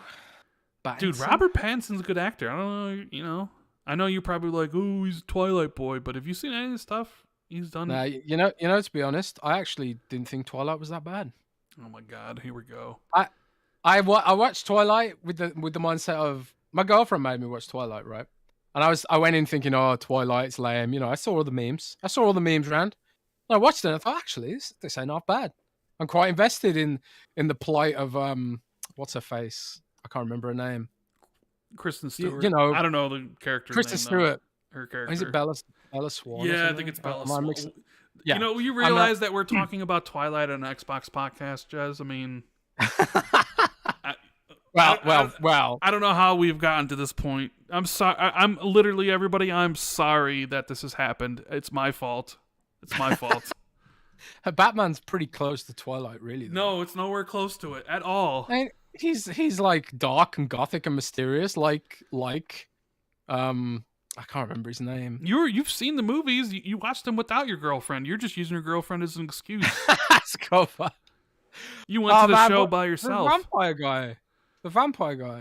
Mm.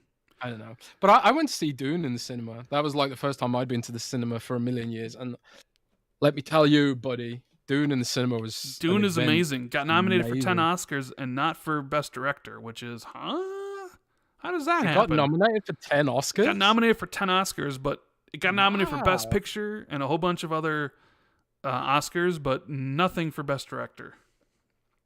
That's weird. It's absurd. What? Who was nominated for Best Director then? I have no idea. I don't know. I just noticed that Dune, I think Dune led with 10 nominations, but didn't get a Best Director nomination, which is ridiculous. Dub in the Super Chat says, super late to the stream, so sorry if this was already asked. Seems to be a lot of conversation about Xbox having some sort of game showcases like the Directs or State of Plays. What are your both thoughts on that?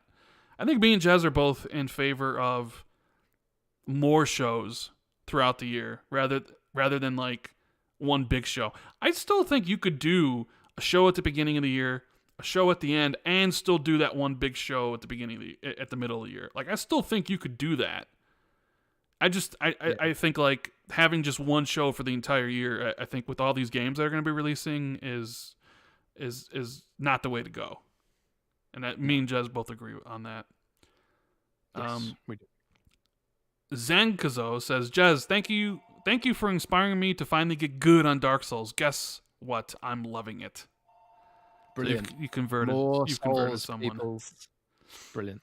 Pong Soul says the Xbox 2 is the Nintendo of podcasts. Baby steps into current tech / features. I mean, it's very true, is it not? It's very, very true. It's very true. Hero says Mortal Shell is good. It does have its own taste. Red 13 says they need them ads on the Super Bowl, and that would definitely get eyes on it. But I think they're selling Super Bowl ad spots for $7 million this year. $7 million for a minute ad. Is that worth it? Maybe. $7 million. $7 million. But what's $7 million to Microsoft? To a $2 trillion company, right? How much do they make every minute? Something like 14 million or something. A lot of money. I make a lot of money. Yeah. They make a lot of money, and I don't. I don't make a lot of money. Achievement says, COD on Game Pass will sell units is because if you have to justify a $70 title plus a minimum $5 subscription on PlayStation, why not just get the subscription and save the $70 for DLC? Xbox looking juicy. Juicy. I love that word. That's a great word to describe Xbox right now. Yeah. Very juicy, warm, and moist. Gunstar says, Jez is a teenage girl in a northern Englishman's body. True that. What? Yes, you are. Chinakai says, bought a TV and didn't know had VR and Dolby. It's amazing. Yes, it is. I recommend everybody who's in a market for a TV, make sure you research it. Make sure it has VRR and 120 frames and Dolby. And trust me, a good TV goes a long way to making your games better. Mine doesn't have Dolby. It has the other one. Really? Is it HDR10? I don't know. HDR10, yes. Yeah. I'm just saying, like, TVs go a long way to make something even better. Like, if you just got like a run-of-the-mill TCL 4K television, like, you know, like King always talks down about on ILP, it's kind of like, it looks okay, but then when you make the step up, it's like, wow, how could I ever have lived without? Like, it makes some of these games look absolutely incredible. Gamer by Choice says the best thing about Twilight. We got a super chat about Twilight, unbelievable. The best thing about Twilight was the meme with Blade standing behind from Otherwise I Watched 3 Movies Is One Done. I actually remember that meme. That's funny. Kaylin Brown says Pearl Abyss had a game trailer on Xbox show. Is that game still coming out? Jazz, you know anything about Pearl Abyss's game? Is that like the desert something? Black Desert? Yeah, Isn't Black that already Desert. out? I think Black Desert is out, or maybe it's a different game. Yeah, it's from the makers of Black Desert. Oh, yes. Do you know what the name of that game is? Because I don't remember. I don't. Off the top of my head, I don't. But I need to look it up. And yeah, I don't know about that. But I'll look into it. We have Xbox Central. I just called Windows Central Xbox Central. I mean, it basically is these days. You might as well change the name right now to Xbox Central. Yeah, probably. Crimson Desert. Raul Martinez says it's Crimson Desert. I don't know. I guess it's still coming. I haven't heard anything about it. I need to look into it, basically. And I'll post about it on Xbox Central, which is the new name for Windows Central, which I've just declared right now in the middle. Let Miles know. Let everybody, at Windows Central. Not we've officially changed it to Xbox Central. That's a good name, bro. It is a good name, but unfortunately, the domain is taken.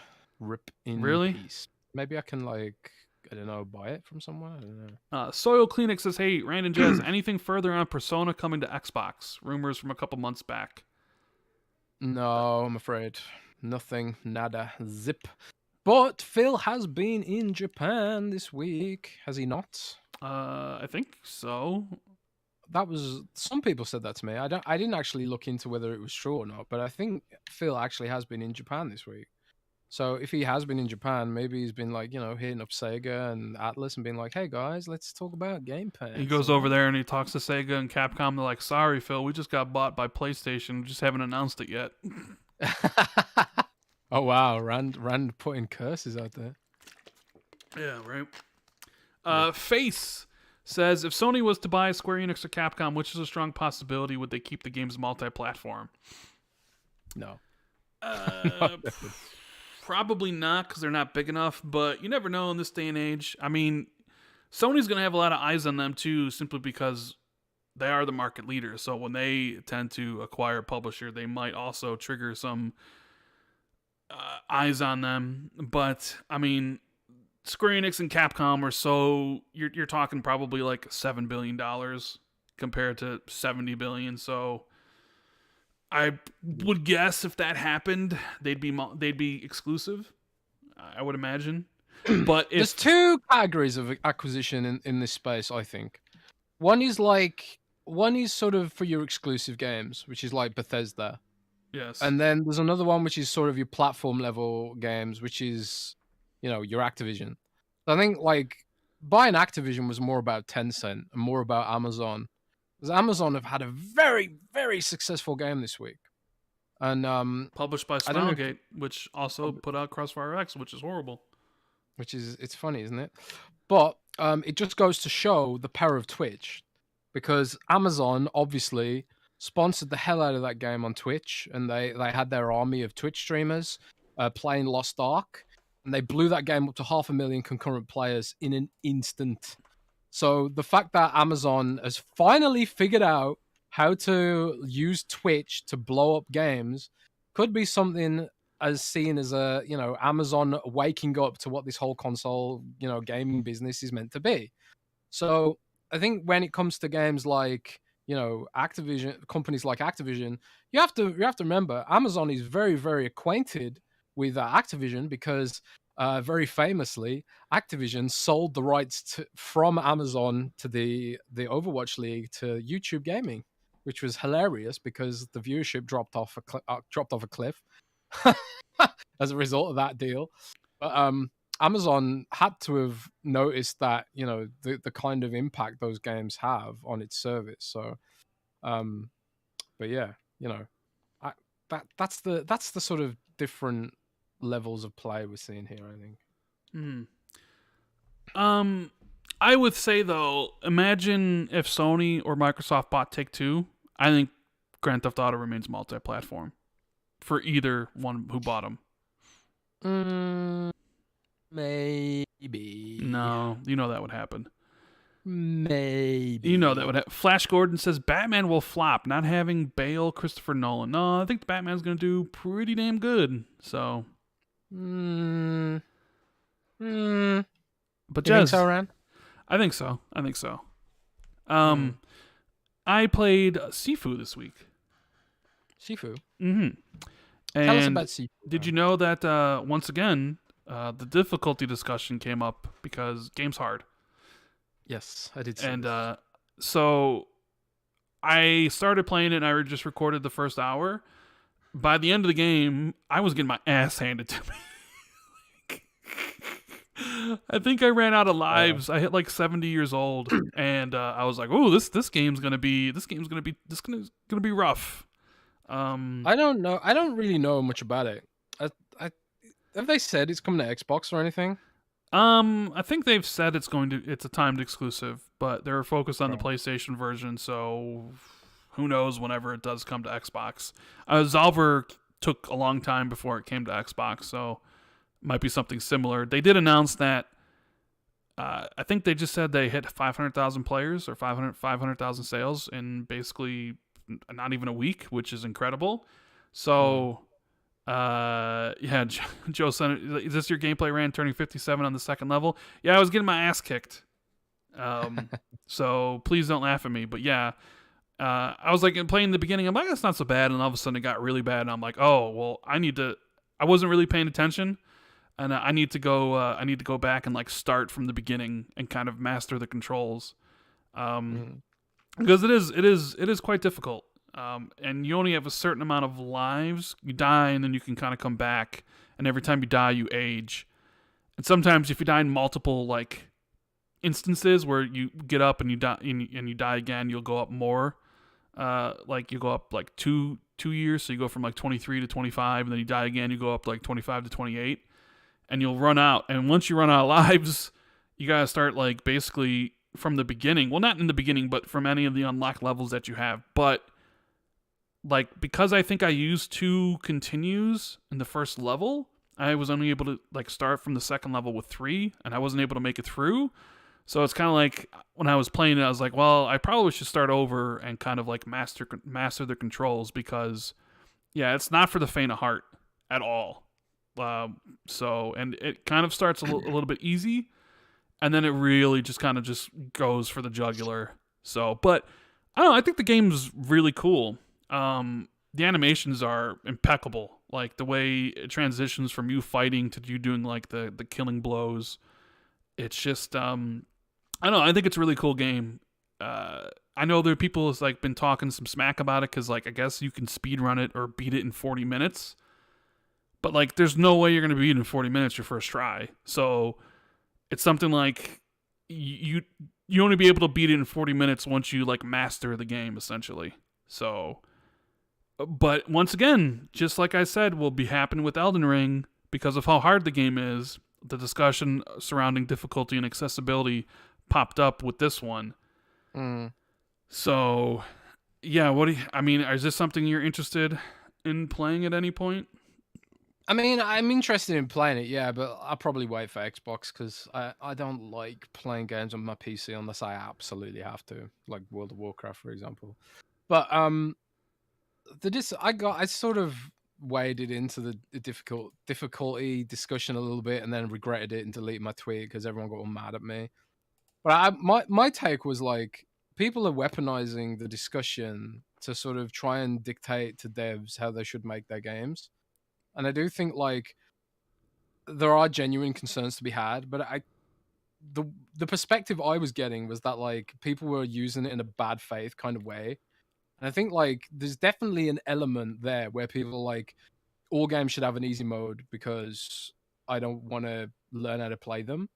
But I do think there's a legitimate a legitimate take that some games are sort of by design difficult to play because of the way they're designed, and that there could be like mechanics or I don't know, um, mechanisms at a platform level to sort of improve the playability of some of these games. And Microsoft has like its co-pilot feature. Microsoft has the adaptive controller and stuff, which goes a great length to helping with some of this stuff. I think games should just have something called an accessibility mode.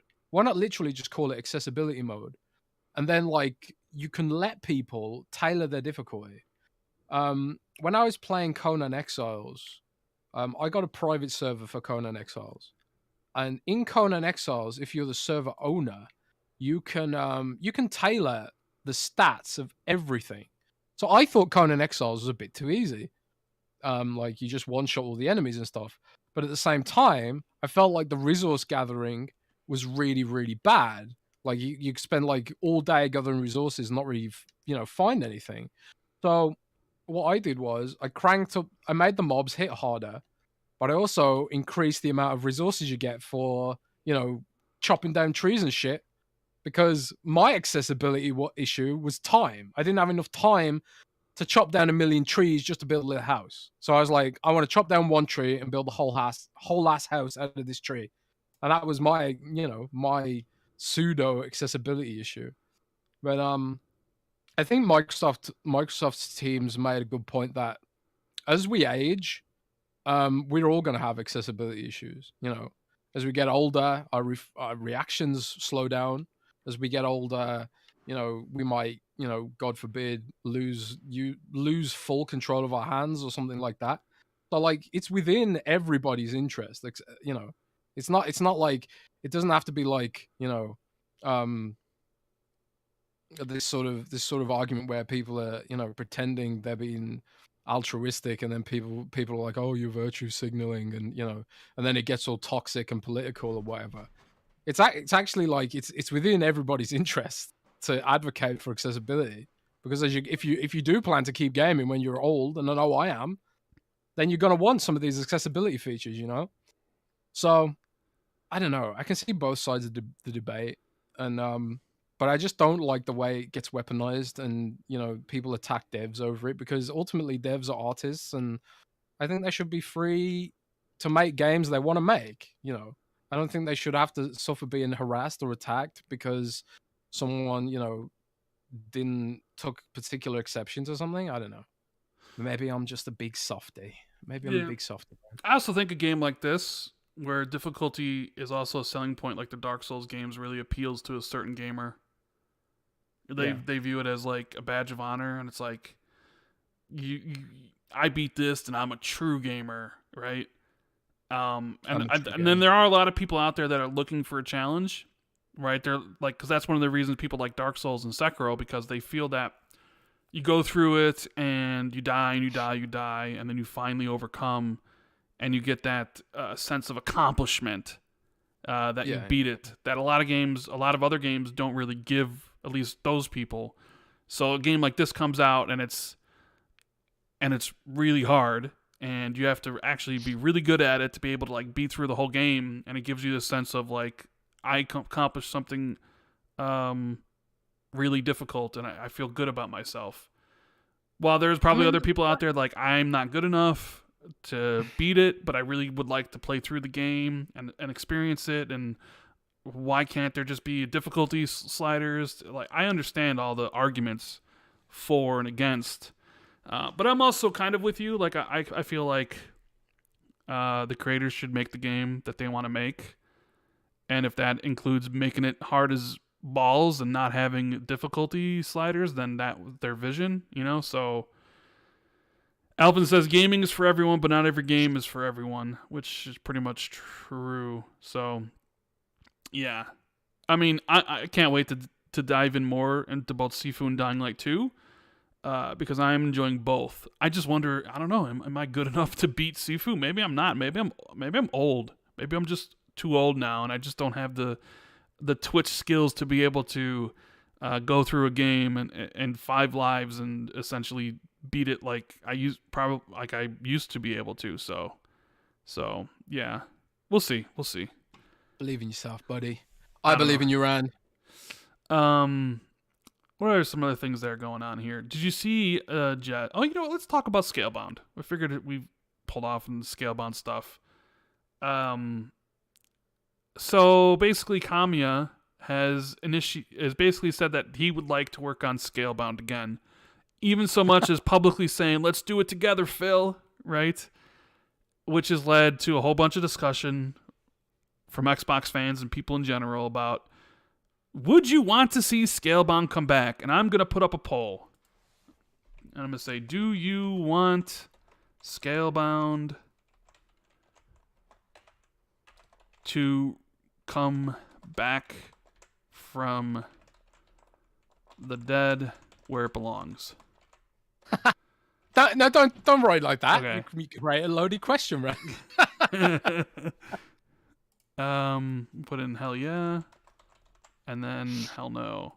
See what the people have to say. There's a lot of contention in the community at the moment. Like, people are arguing about the difficulty stuff. People are arguing about whether COD should be exclusive. People are arguing about whether Scalebound should come back. What happened to the harmony, man? What happened to the peace and harmony in the Xbox community? I guess that went out the window. But so let me get your opinion on this, Jez, because I honestly don't know what your opinion is. I know I have mine. What do you think? Would you be down for Scalebound to come back? Why is Kamiya out there publicly lobbying Phil for Scalebound? What's going on here? Well, Platinum Games they're basically mercenaries, aren't they? They're sort of like they're an independent dev, and they need projects to work on to like keep running their business. And I'm guessing what this kind of says is like, we want a project to work on and we want some of Microsoft's money. But also, Kamiya is well known to have had this dream game. He's always wanted to make a game like Scalebound. It's always been his dream. And he's been thinking about it for years, since the 80s, supposedly. And Scalebound was supposed to be that game. So for him, there's like a personal angle to it. And obviously, as part of the Scalebound deal with Microsoft owns all the source code to Scalebound. They own the copyright. They own everything to do with that game. So if Kamiya wanted to go ahead and make his Scalebound, or what his vision was for the game, he'd have to sort of call it something else. He'd have to start over from scratch and all that sort of stuff. But if he partners up with Microsoft again and they start making it, then it gives them their next bit of funding to keep making games, which is obviously what they want as a business. Personally, Ran, I think if they've got a pitch and a plan for what Scalebound could look like, and it's more realistic, because I think the co-op aspect of it was probably out of scope for that company. If they're more realistic with it and they try and sort of make it sort of, I don't know, a little less ambitious maybe for version 1, I think I would not be against giving it another whack, personally. I think it could be good. The monster stuff looked really cool. Customizing your dragon looked really great. It has that whole how to train your dragon angle, and also sort of Monster Hunter sort of aspect to it as well. And, you know, I like my Monster Hunter, right? Yeah. So I think there is a universe, there is a timeline where Scalebound not only exists, but it actually ends up being a really good game. And personally, I think they should just they should just do it. They should just go for it. Why not? Why not? You know, Platinum Games, when they're firing on all cylinders, they make amazing games. No, you're right about that. When they have their A team on the game, it's amazing. Metal Gear Rising: Revengeance, Bayonetta, masterpieces in my opinion. I love those 2 games. Nier Automata, incredible game. What was the other one that they're well known for that I really like? No More Heroes? No, there's 4 games that I really like from them. I'm trying to think of the other one. But yeah, like when they have their A game on, like they're really good. And Here's what I think, Jez. I think a couple things going on here. I think it's odd that he's basically talking about this in the public. It seems to me that like this is something you could easily do behind closed doors, especially if Phil's in Japan. Right? Talk about it like that. It almost seems like he's going to use the public's opinion to kind of force Phil and Microsoft to come to talk, right? And with that said, I'm sure Platinum is like, yo, you see the amount of money Microsoft's throwing around for games right now? They're working on Crystal Dynamics, working with Ion Interactive, Stoic, all these games. And we know Phil wants Japanese. Hey, Phil, throw some money our way. Let's do Scalebound together, because obviously Scalebound probably would actually work, not held back by the Xbox One console, right? Here's the thing. Well, here's what I heard. Oh, sorry, go on. Well, so my opinion is, I wouldn't want it to come back if Xbox basically entered into an agreement with Scalebound and Microsoft was funding it again.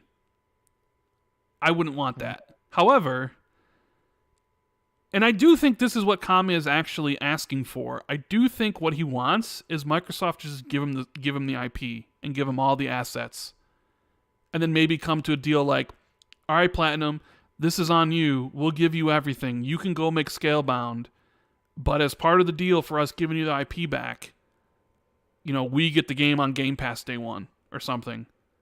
And then it's entirely on Platinum to make the game really good. And if they can, great. And if they can't, well, then they don't make the game. I actually wouldn't mind if that was how Scalebound came back. But otherwise, I think that thing should stay dead. You think Microsoft can put its money to better things? Better thing. I mean, I could see that, but I've heard, Rand, and I said this on Twitter, but there was a lot of contention over Scalebound being cancelled, because a lot of people were like, who's to blame here? Was Microsoft to blame? Is Platinum to blame? And there was a rumor, there was an industry rumor that Platinum had sort of funneled money from the Scalebound deal to Nier Automata. Is it pronounced automata or? I don't know how it's pronounced. I have no idea. I say it both ways whenever I just speak, so who knows? Yes, but there was that rumor, and that Microsoft wasn't happy when Nier was revealed for releasing for the PS4, and Scalebound was still like years away and slipping milestones, that they just canceled the game, right? Yeah. So I mean that was the thing that canceled the game. The missed milestones. Like there was ultimately the way games are developed, especially in partnerships like this, they have sort of developmental milestones they have to hit in order to unlock extra funding. So it'll be something like, implement these levels and implement this and implement these weapons or whatever, and then you unlock the next bit of funding. And that's sort of like to motivate the team and, to sort of make sure that the game is released on a sort of realistic cadence, right? But from what I heard, they missed a bunch of these they missed a bunch of these developmental milestones for whatever reason. Don't know why. I mean, this is obviously pre-pandemic. Maybe they took on too much work. Maybe Nier Automata was the more promising project and ended up being the one that they prioritized. I don't know. But for whatever reason, they weren't hitting these developmental milestones. And originally, it was sort of theorized that it was because they were focused on Nier Automata, whatever, or tomato, yeah, tomato. But from what I heard, the real issue was that they were asked to use the Unreal Engine, and they were super unfamiliar with it.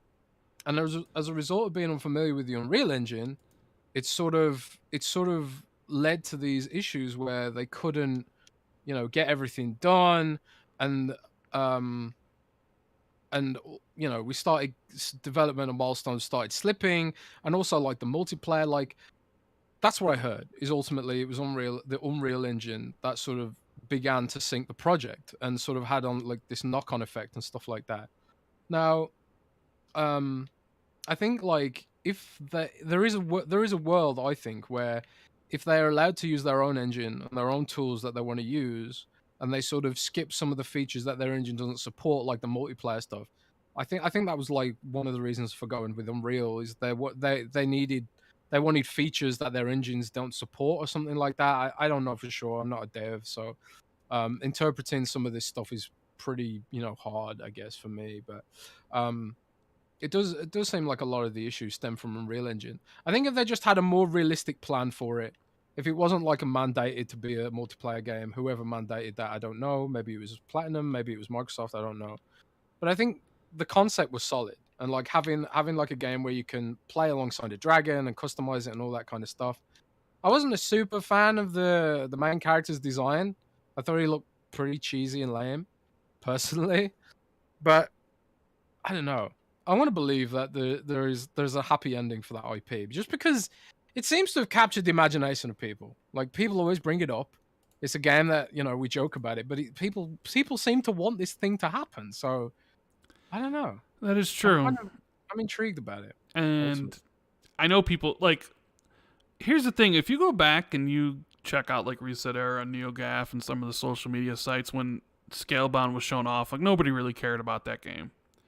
And then it got canceled, and suddenly everybody cared about Scalebound, and it was the one game I was going to buy an Xbox for. And damn you, Microsoft, now I'm never going to get an Xbox, and this whole generation's ruined.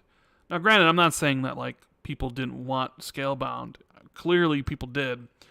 But I think people were more interested in the drama of the game getting canceled than the actual game when they showed it off a couple times. Could there have been a great game? Had a bad faith take, right? Oh yeah, they have bad faith takes all the time. I don't know. I think personally, I'd rather just Xbox being like, "Here's a Scalebound IP. You go make it yourself. If you do make it, put it in Game Pass, and that's good." And then I think Platinum might be more inclined to actually make a good product if they have to fund it themselves and everything's on them.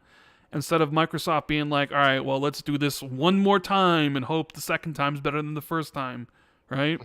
Because then what happens if the second time isn't better than the first time? What happens if you got to cancel it again? What happens if, like, we entered an agreement with Platinum Games again and 3 years later, like, nope, we're canceling Scalebound again? I don't know. Which, whatever. But let's take a look at the poll. 480 votes. 64% say hell yeah, they want Scalebound to come back. 36% say hell no. So, damn, the split opinions, man. Well, no, I mean 60-40, so most people do want it to come back. So yeah, but it's not a landslide. No, it's not a landslide. It's not a landslide. Aquaman in Super Chat says, does Alienware make PCs with equal Series X specs? I have no idea, Jez. Do you know? No idea, I'm afraid. Yeah. That'd be a question for one of my colleagues who is into that stuff. As far as to what happens with Scalebound, we'll have to wait and see. Maybe a deal's already been done in place. I don't know. I just feel like them talking in public is trying to like basically force Microsoft and Phil to like come to the table, because they get like fan pressure. But maybe it all turns out for the best. Maybe they do decide to work out together, and 5-6 years from now we can all finally play Scalebound and marvel at the incredible game that Platinum has made, and I can come on here and be like, guys, I admit, because when I'm wrong about something, I easily admit it. I have no qualms about issuing saying that, hey, I'll hold my L. Like, if I'm wrong, I'm wrong. Some people hide away from it, but I never have. I'll be like, I was wrong, guys. Platinum nailed it out of the park. I was wrong. So we'll have to wait and see. Jacqueline says, a Japanese analyst says Xbox can't buy a Japanese company. Hoglaw says they can. If Saudi Arabia can buy SNK, what's stopping Xbox? Jez? Yeah, I mean that's it. You answered your own question. There's nothing stopping Microsoft from buying a company. Like it's all money at the end of the day. I think I can't remember who said this, but somebody somebody said something like the main issue is the culture clash, right? The main issue is like, is is Microsoft going to be a good fit for one of these companies in a world where in a world where they can't perform a hostile takeover?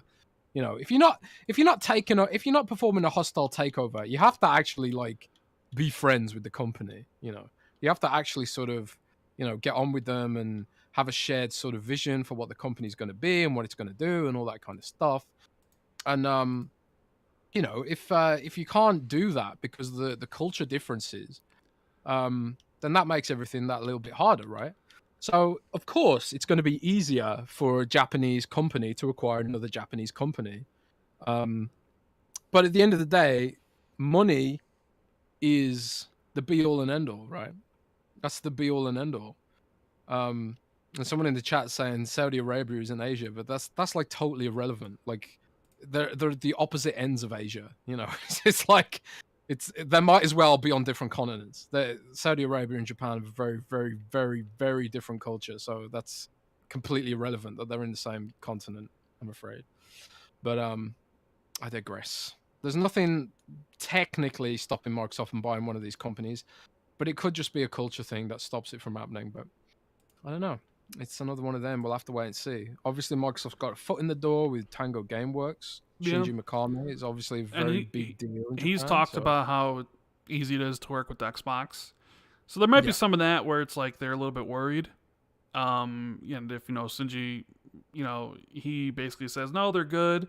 If they end up working with Kojima and that relationship works out well, the thing is like there might be some hesitation for a Japanese company to sell to an American company. Which why a lot of that analyst thinks Sony, it'd be easier for Sony to essentially get somebody because home field advantage, quote unquote. So, I mean, we do know that Phil wants, would like to have more Japanese studios, a bigger presence there. So, at the end of the day, you know what talks? Money talks. Money, money, money. So, money. But Rand, do you know what I think that they should do? What should they do? I was reading an interview with Shinji Mikami. Shinji Mikami founded Tango Gameworks, obviously, and he created Resident Evil, and he also created a bunch of other Capcom IPs. And he left Capcom to make Tango Gameworks with the idea that Tango Gameworks would be something of an incubator to help find and train new talent in Japan. It seems to me that Microsoft is in dire need of something like that right now. So here's what I think they should do. They should just make Shinji Mikami, or offer him the position of the head of Microsoft Japan. Make Shinji Mikami the head honcho of Microsoft Gaming Japan or whatever. And then they can explore, Shinji can explore like what his vision truly was for Tango Gameworks. Because obviously Tango does have a lot of new devs in it, but he directed The Evil Within. And, he's been serving executive producer on Ghostwire Tokyo. And he also said something like he still wants to direct one more game as well.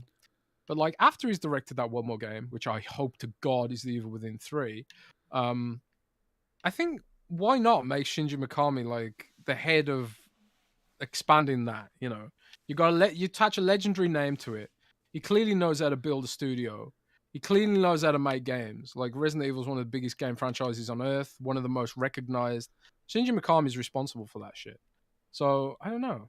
I think there's a world where Shinji gets a bigger role to play in what Microsoft's expansion in Japan is, because that's the missing piece of the puzzle right now for me. Is what the hell is Microsoft going to do in Japan? Did you see the report that Ghostwire Tokyo was originally started as Evil Within 3? Oh my god. It was going to be first person. Oh man, that's really cool. Yeah. I hope he doesn't leave though. What if after Ghostwire Tokyo ships, you hear a couple months later that he leaves Tango Gameworks? I don't think so, because he has said he wants to direct one more game, and I think that's basically a hint at we have a plan to make a game. So what you're saying, just Phil, give him all the money, let him make whatever game he wants, give him all the money? Yeah, make because Evil Within it's kind of like Evil Within goes harder than Resident Evil. Evil Within is incredibly hard. Completing that game on normal is a rare achievement on Xbox. Like that people who've played it, they know that there's one chapter in The Evil Within where probably everyone just quits because it's just bullshit. There's like a nemesis type character that's chasing you around a mansion, and he's invincible. It's kind of like an Outlast segment, and it changed the game's pacing a lot, and a lot of people didn't like that. I'm not the biggest fan of it myself, even though I really like the game. But I don't know. I wanna hope that Shinji does stay, because the dude's a legend. He's a legend, and he makes such amazing games. He's got such a great mind for making games. Like, The Evil Within is so underrated. It's such an amazing game, and the premise is so ahead of its time. It's kind of like the Evil Within. I tweeted this out, but like The Evil Within's kind of like a warning about the metaverse almost. You know, it's funny, but it's a good game, and I just want Evil Within 3. Really, that's what I want out of this whole thing. Give me The Evil Within 3. Give me one more. Give me one more The Evil Within, at least. Because it's such a cool, bloody universe.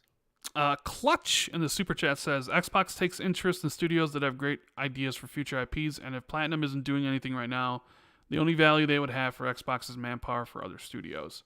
And they've talked recently about like even doing more games as a service games.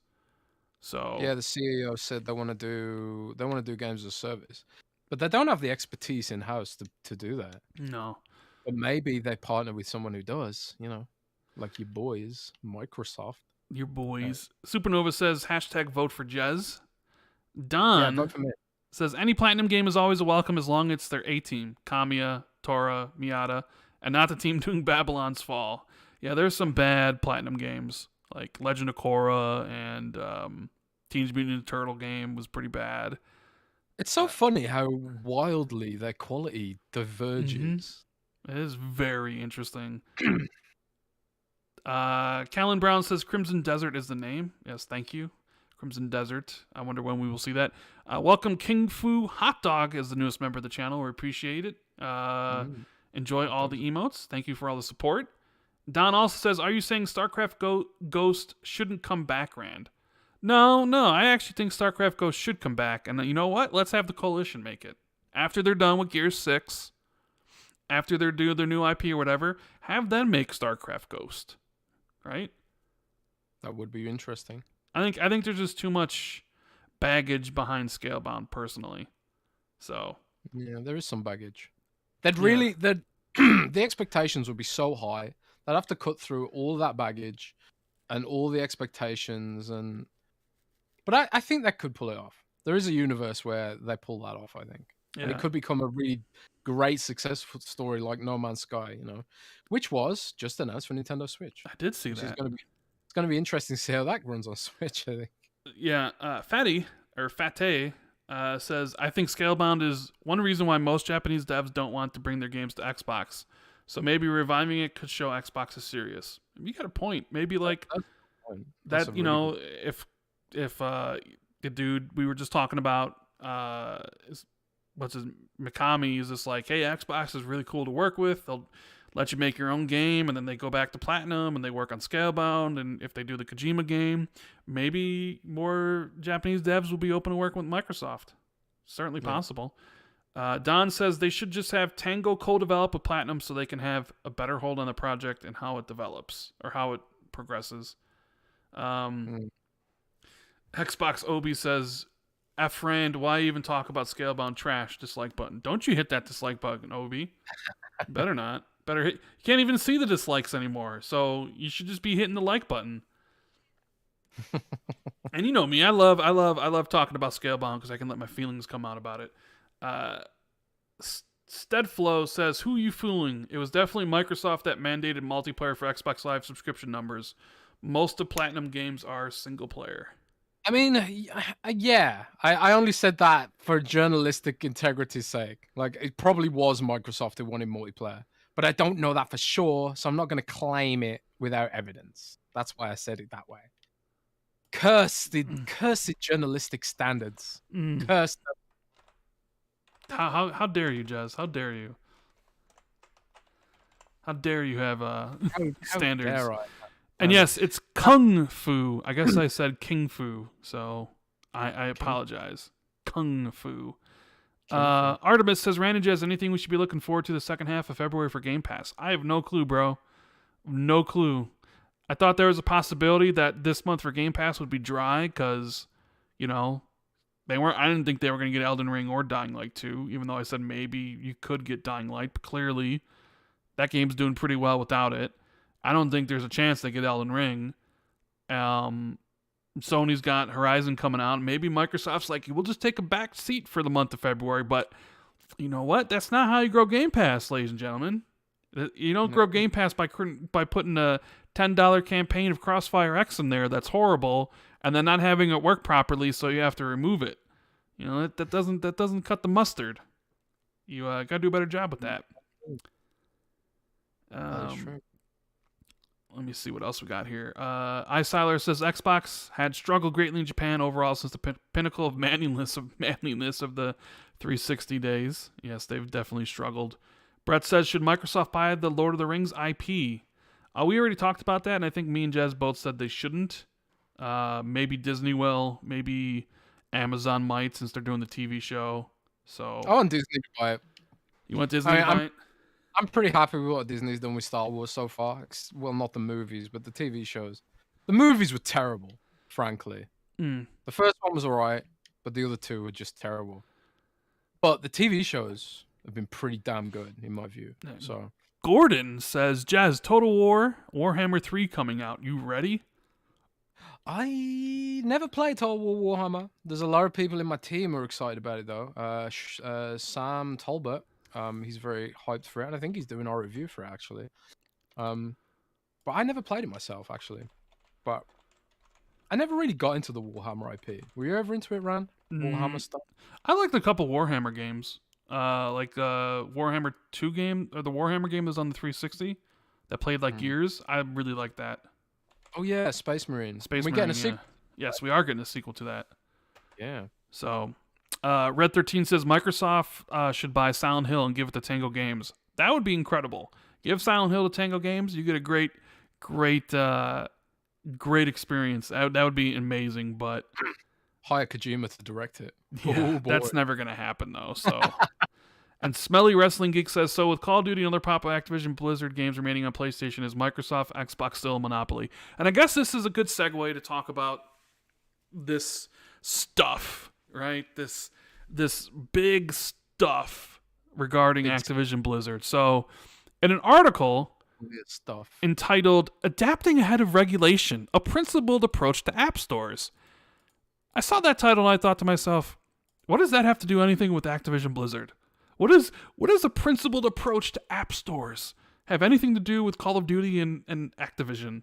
You know, I was just like, are they really gonna try to like tie in like, you know, we're progressive because we're doing these steps in our app stores to our purchase of Activision Blizzard and try to like kind of like grease the wheels a little bit that way? Like, look how we're doing this, and we should be commended for doing this. And this is what I thought it was weird, but you know, Microsoft's being overly careful. I think we saw this week. We saw America approved Warner Brothers merger with Discovery, Time Warner, whatever. Well, they didn't. They just let time run out on it, and they didn't have any objections, so they just went through. Yeah. So it's kind of like if they're gonna allow that to happen, like they're gonna allow this to happen easily. But I think Microsoft's being overly cautious because Microsoft has been epically bruised by the United States government in the past. And all the people that are still at Microsoft now, they all remember that shit. They remember it like it was yesterday. They remember like having to install select your browser on Windows 98. Do you remember that, Rand? You're old enough to remember that, of course you are. Yes. Like the American government forced Microsoft to sort of add all these features to let you, select a browser, which obviously gave Google the entire market for web browsers, for better or worse. And Microsoft's they've never gotten over that. They've never gotten over it.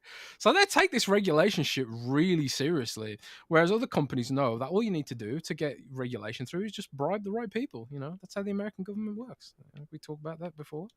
The American government works. Slip a little bit of green in the back pocket of the right politicians, and boom, you get your deals approved. You get your pipelines built. You get your environmental destruction in there. All you need is a bit of green. That's all you need to get this shit on the road. So, but Microsoft doesn't operate that way because they're just overly cautious. And I think that whole article screams of over caution. I don't think Microsoft even needs to be that cautious with it, but it's probably a good thing that they are. And it's interesting, the wording, because you brought up the fact that it's all about app stores. It's got nothing to do with the games. And I think this is ahead of a bigger battle Microsoft's going to have with Apple, probably teaming up with Epic Games to try and crack open iOS.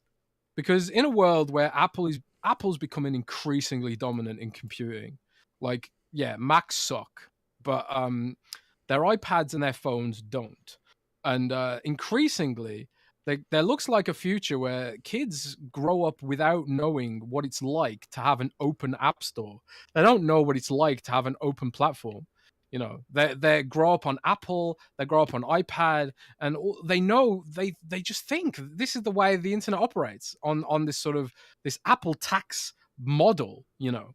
So Microsoft is probably very cleverly tying up this whole thing in a sort of deflectionary way and being like, you know, this is more about democratizing content. It's not about restricting content or creating exclusivity for content. We're trying to democratize content.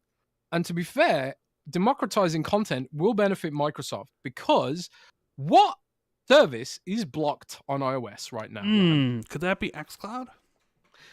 Yes, it is only xCloud. So xCloud is indeed blocked on the Apple App Store because of Apple's stupid policies, which restrict competition. And the fact that Apple's so dominant in the United States, that is a monopoly. And Apple is abusing their monopoly to hurt competition. And they're actively doing that. And they're getting away with it because everybody loves Apple. You know, Apple's like the darling of America. It's like the ultimate expression of American, you know, style and consumerism and the intersection of technology and beauty and all this crap. And Apple has gotten away with creating a monopoly that is anti-competitive, and they've gotten away with it for a really long time. And Epic Games, God bless them, Epic Games went to bat with Apple about this, and they failed because Epic Games is not big enough. But I think Fortnite and Call of Duty combined could be enough leverage to get the United States government to give this another look, hopefully crack open the Apple iOS App Store, and then lead to more benefits for developers, innovation, and gaming. Because Apple is the enemy of innovation and gaming right now. They are the enemy.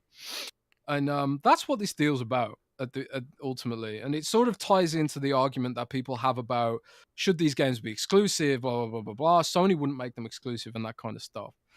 The Activision Blizzard deal is truly bigger than the console. It's bigger than the console war. This is about Apple. It's about Tencent. It's about Google, you know. And it's not about Google and Apple as gaming companies.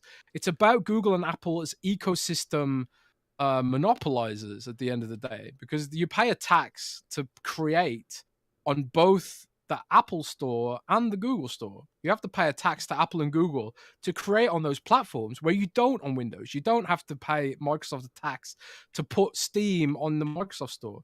So Microsoft's very cleverly framing this as like, we're the good guys here. You know, it's Apple and Google who are the ones who are sort of hurting innovation, and they're the ones who are consolidating.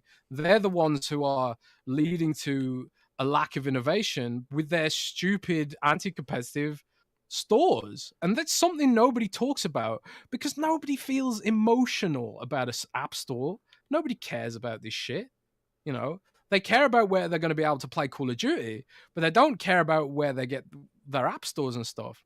But I think they should, because the Apple tax and the Google tax to a lesser extent, but mostly the Apple tax, it hurts innovation. It hurts games. And it's the reason why we don't really have core games on the Apple Store.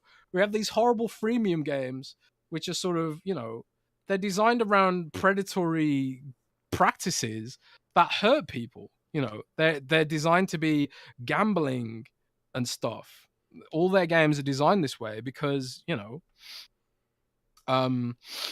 that's the way it is. And there's people in chat saying, like, Breno says, you can distribute on Android without using the Play Store. Yeah, you can, but who the hell does that? Who does that? when Google banned Fortnite from the Apple Store, the usership cratered because everybody expects to use the Google App Store. You know, so like you can say, yeah, you can distribute an app Android for free, but you kind of can't because it's everyone wants to use the Google App Store, and you have to pay Google a tax to use the App Store. But you don't on Microsoft, you don't on Windows. You know, it's you can't give me that argument about the Android open source project. Maybe that argument could have worked about 10 years ago, but today, nah. The Google Play Store is a monopoly as much as the Apple App Store is a monopoly. You know, so I don't think you can use that argument anymore. But yeah, everyone.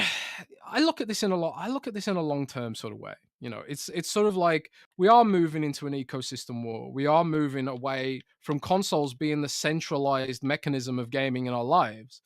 And Microsoft, like they see the domination that Apple has over how it can make xCloud work, and they realize that's a bad thing. It's going to hurt their business.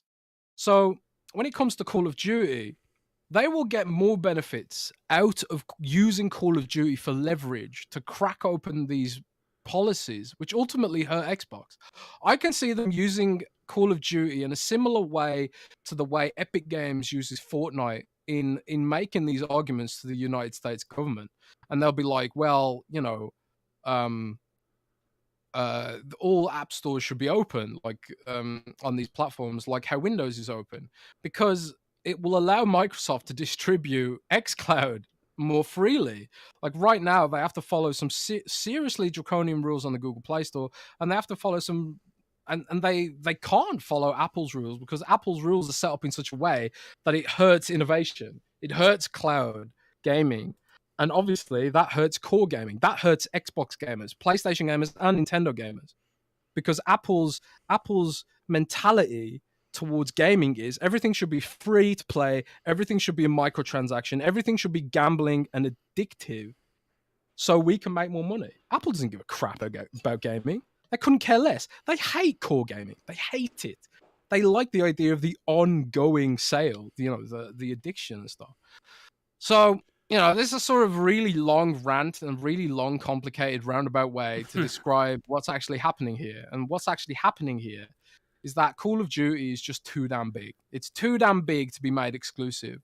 And it's too damn useful to be used as a tool in the petty console war.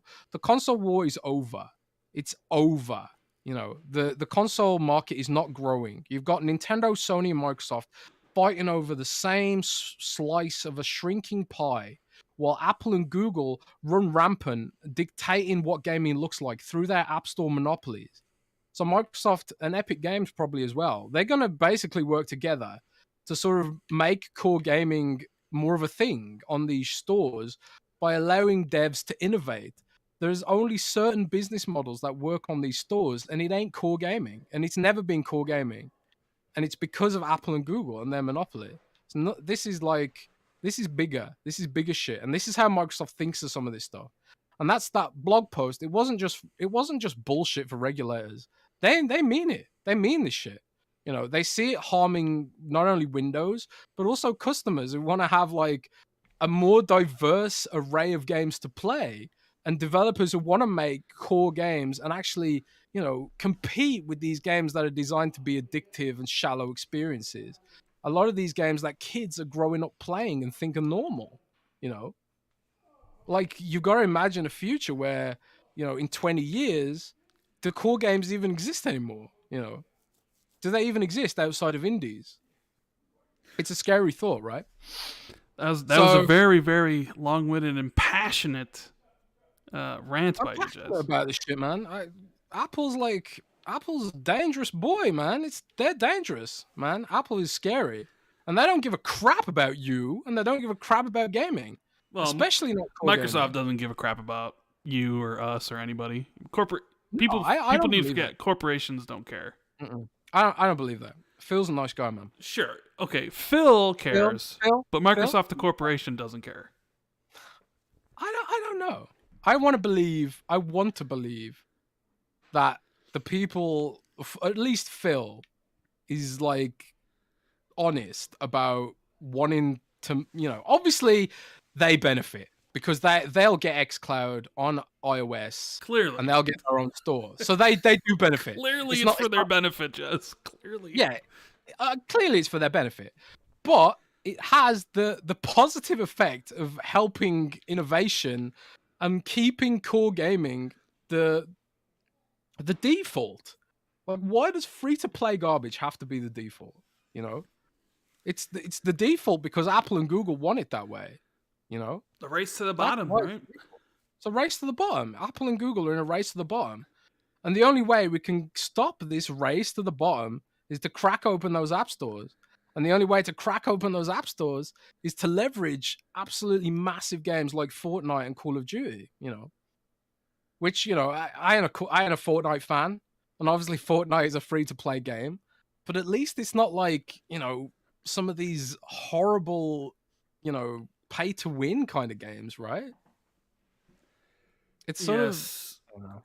Well, so Randy in Super Chat says, why does Microsoft require you to buy a Series X bundle on their store? It is impossible to find a console and this feels wrong. I already have Game Pass and plenty of games controllers. Not a fan. Yeah, I'm not a fan of the whole bundle thing either. What is that bundle thing? You can buy a Series X, but you also have to buy an extra controller with it, and you got to buy your Game Pass, type of stuff. Like GameStop does it as well. Like I hate those bundles where it's like, yeah, we have the system, but you got to also spend an extra $200 simply because this system is in demand. Yeah, that is kind of lame, but that sounds like a Microsoft Store team thing. Yeah. This is another issue that Microsoft has, which I'm going to write about, is how much power the Microsoft Store team has. The reason the Game Pass app sucks on PC is because of the Microsoft Store team. And I don't know why they have so much power. Maybe because they make so much money. I don't know. But I don't know either. Our buddy Kay Asante in the Super Chat says, hate to defend corrupt governments, but to be accurate, it was the EU that forced Microsoft to offer choosing your browsers, not the US government. Love the show. I'm just being a dick to America, man. Oh, okay. I have to. And I'm British, right? I gotta be a dick to the traitors. Every government in the West is totally corrupt, and the East. Every government is corrupt. Don't trust any politician ever. It's what they want. They want you to love them and stuff.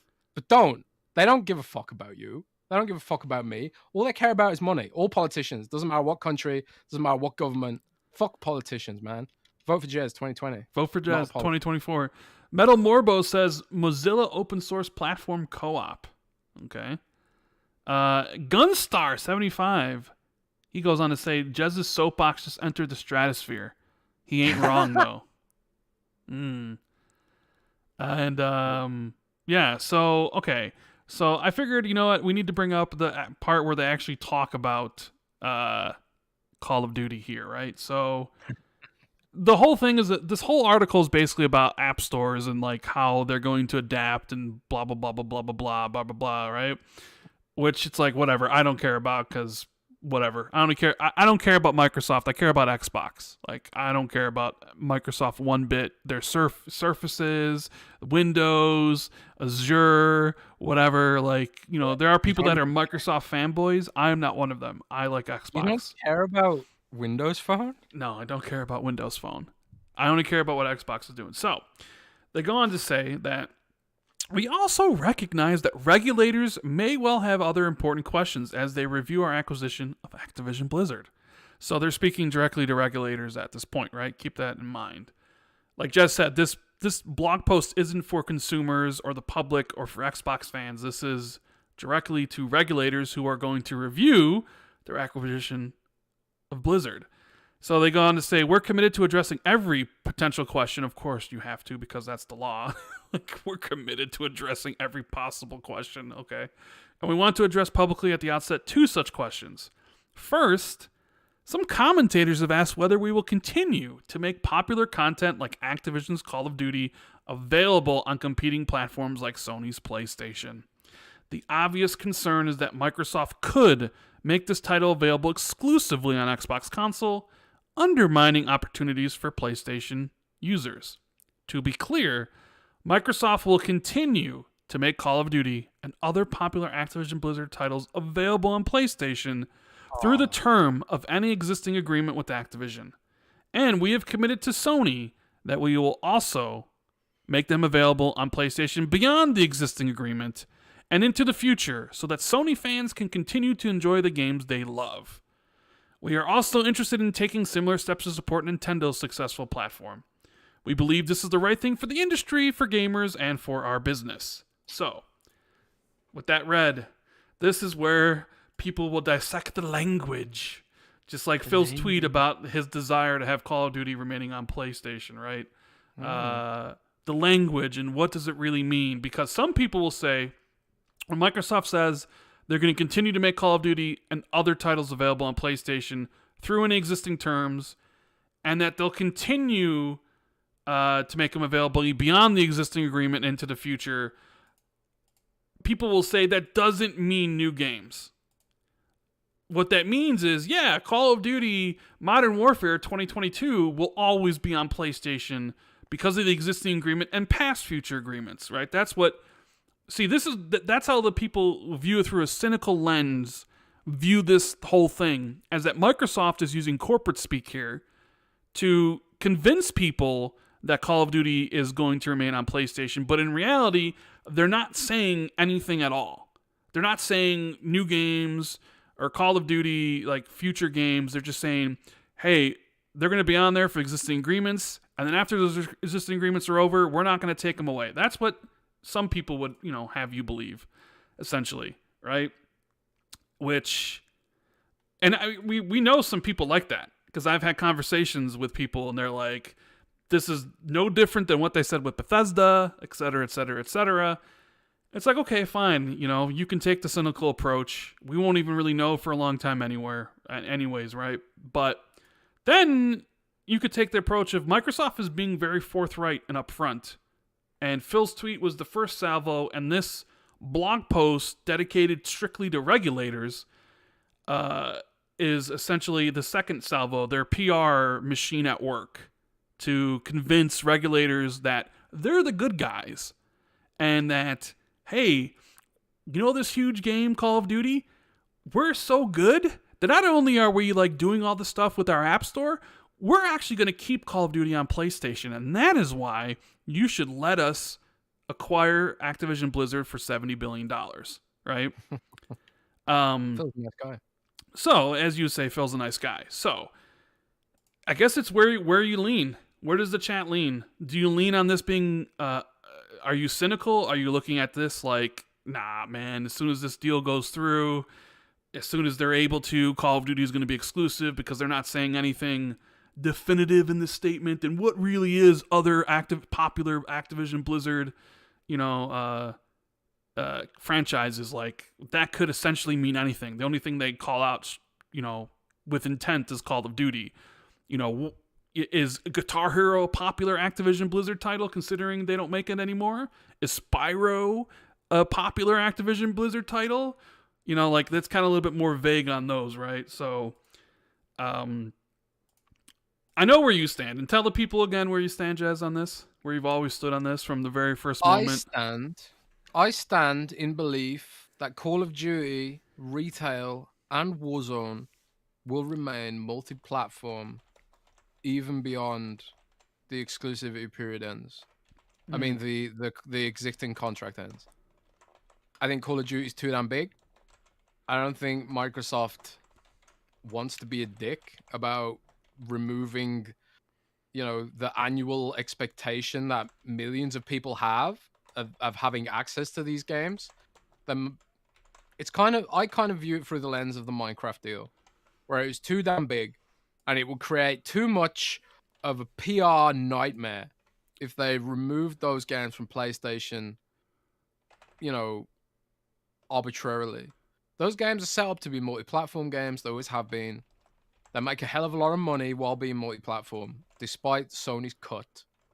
So I don't think they will go exclusive, ever.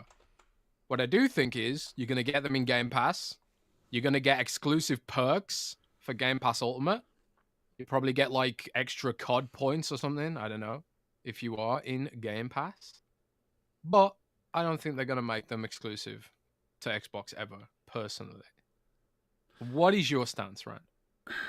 So, when this all first happened, I ran through a couple scenarios I thought that could happen. One being that they would keep Call of Duty multi-platform as like an olive branch towards regulators to let the deal go through as quickly as possible.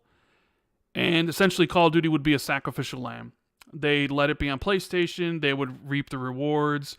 We just heard that through their last financial report that Activision Blizzard made $5 billion in microtransactions this past year. Money. And, you can probably bet your bottom dollar that a lot of that, if not all of that, comes from Call of Duty, right? And I said they want this deal to go through because they get Call of Duty, the biggest thing, which is a moneymaker, but you also get King and Blizzard. And the deal is so big that it wouldn't be the end of the world for them to keep Call of Duty multi-platform. And my prediction was that Warzone would remain on PlayStation and that Call of Duty premium titles like the yearly releases or, every other year, those would go exclusive. That was kind of my stance. But I understood, but I did say I laid out scenarios where it's like, well, I think this could possibly happen. I will say that Rand always reserves the right to change his opinion based on new information that comes out. So when I read this, when I see Phil's tweet, and I was like, okay, what does desire really mean? But I know Phil well enough to know that he tweeted that for a reason. And then I see this article addressed to regulators, Microsoft tying in the Activision Blizzard acquisition to whatever they're doing with the App Store, and then specifically call out and say, hey, you have questions if we're going to remove Call of Duty from PlayStation, and then answer and saying, to be clear, we're not going to do that. We're going to keep it on PlayStation. I tend to believe Microsoft on this one. I tend to believe they're 100% being truthful and that they're going to keep Call of Duty multi-platform. Because I would find it odd, and I would find it odd if they say all this stuff and then the deal goes through, and then as soon as they're able to, Call of Duty goes exclusive, and then people would point to this and be like, but this is what you said, and then Phil can get on the microphone and be like, haha, losers, did you really believe what we said in that thing? Did I say new games? No, I didn't. Haha, I can't believe you thought we were telling the truth. We were just pulling a fast one on you. Haha, all you stupid regulators at Washington, you believed us. I sort of feel like you wouldn't want to do that because you're going to acquire more. Maybe not necessarily more game companies, but potentially more game companies, more publishers, and bigger things down the road. And if you're trying to pull a fast one on regulators by using vague wording and saying that's just vague wording, buddy, you guys fell for it, then I would imagine regulators down the road would look at you side-eye and be like, you know what, we're not going to let this happen. I don't know, maybe that's just me. No, it's completely accurate. And you know it's a smoking gun in that opinion? What? The fact they literally said, we want to bring this shit to Nintendo. Why would they create that expectation that they want to bring it? Not only do they want to leave it on existing platforms, but they literally explicitly said, we want to bring this to Nintendo, a place where Call of Duty basically hasn't been.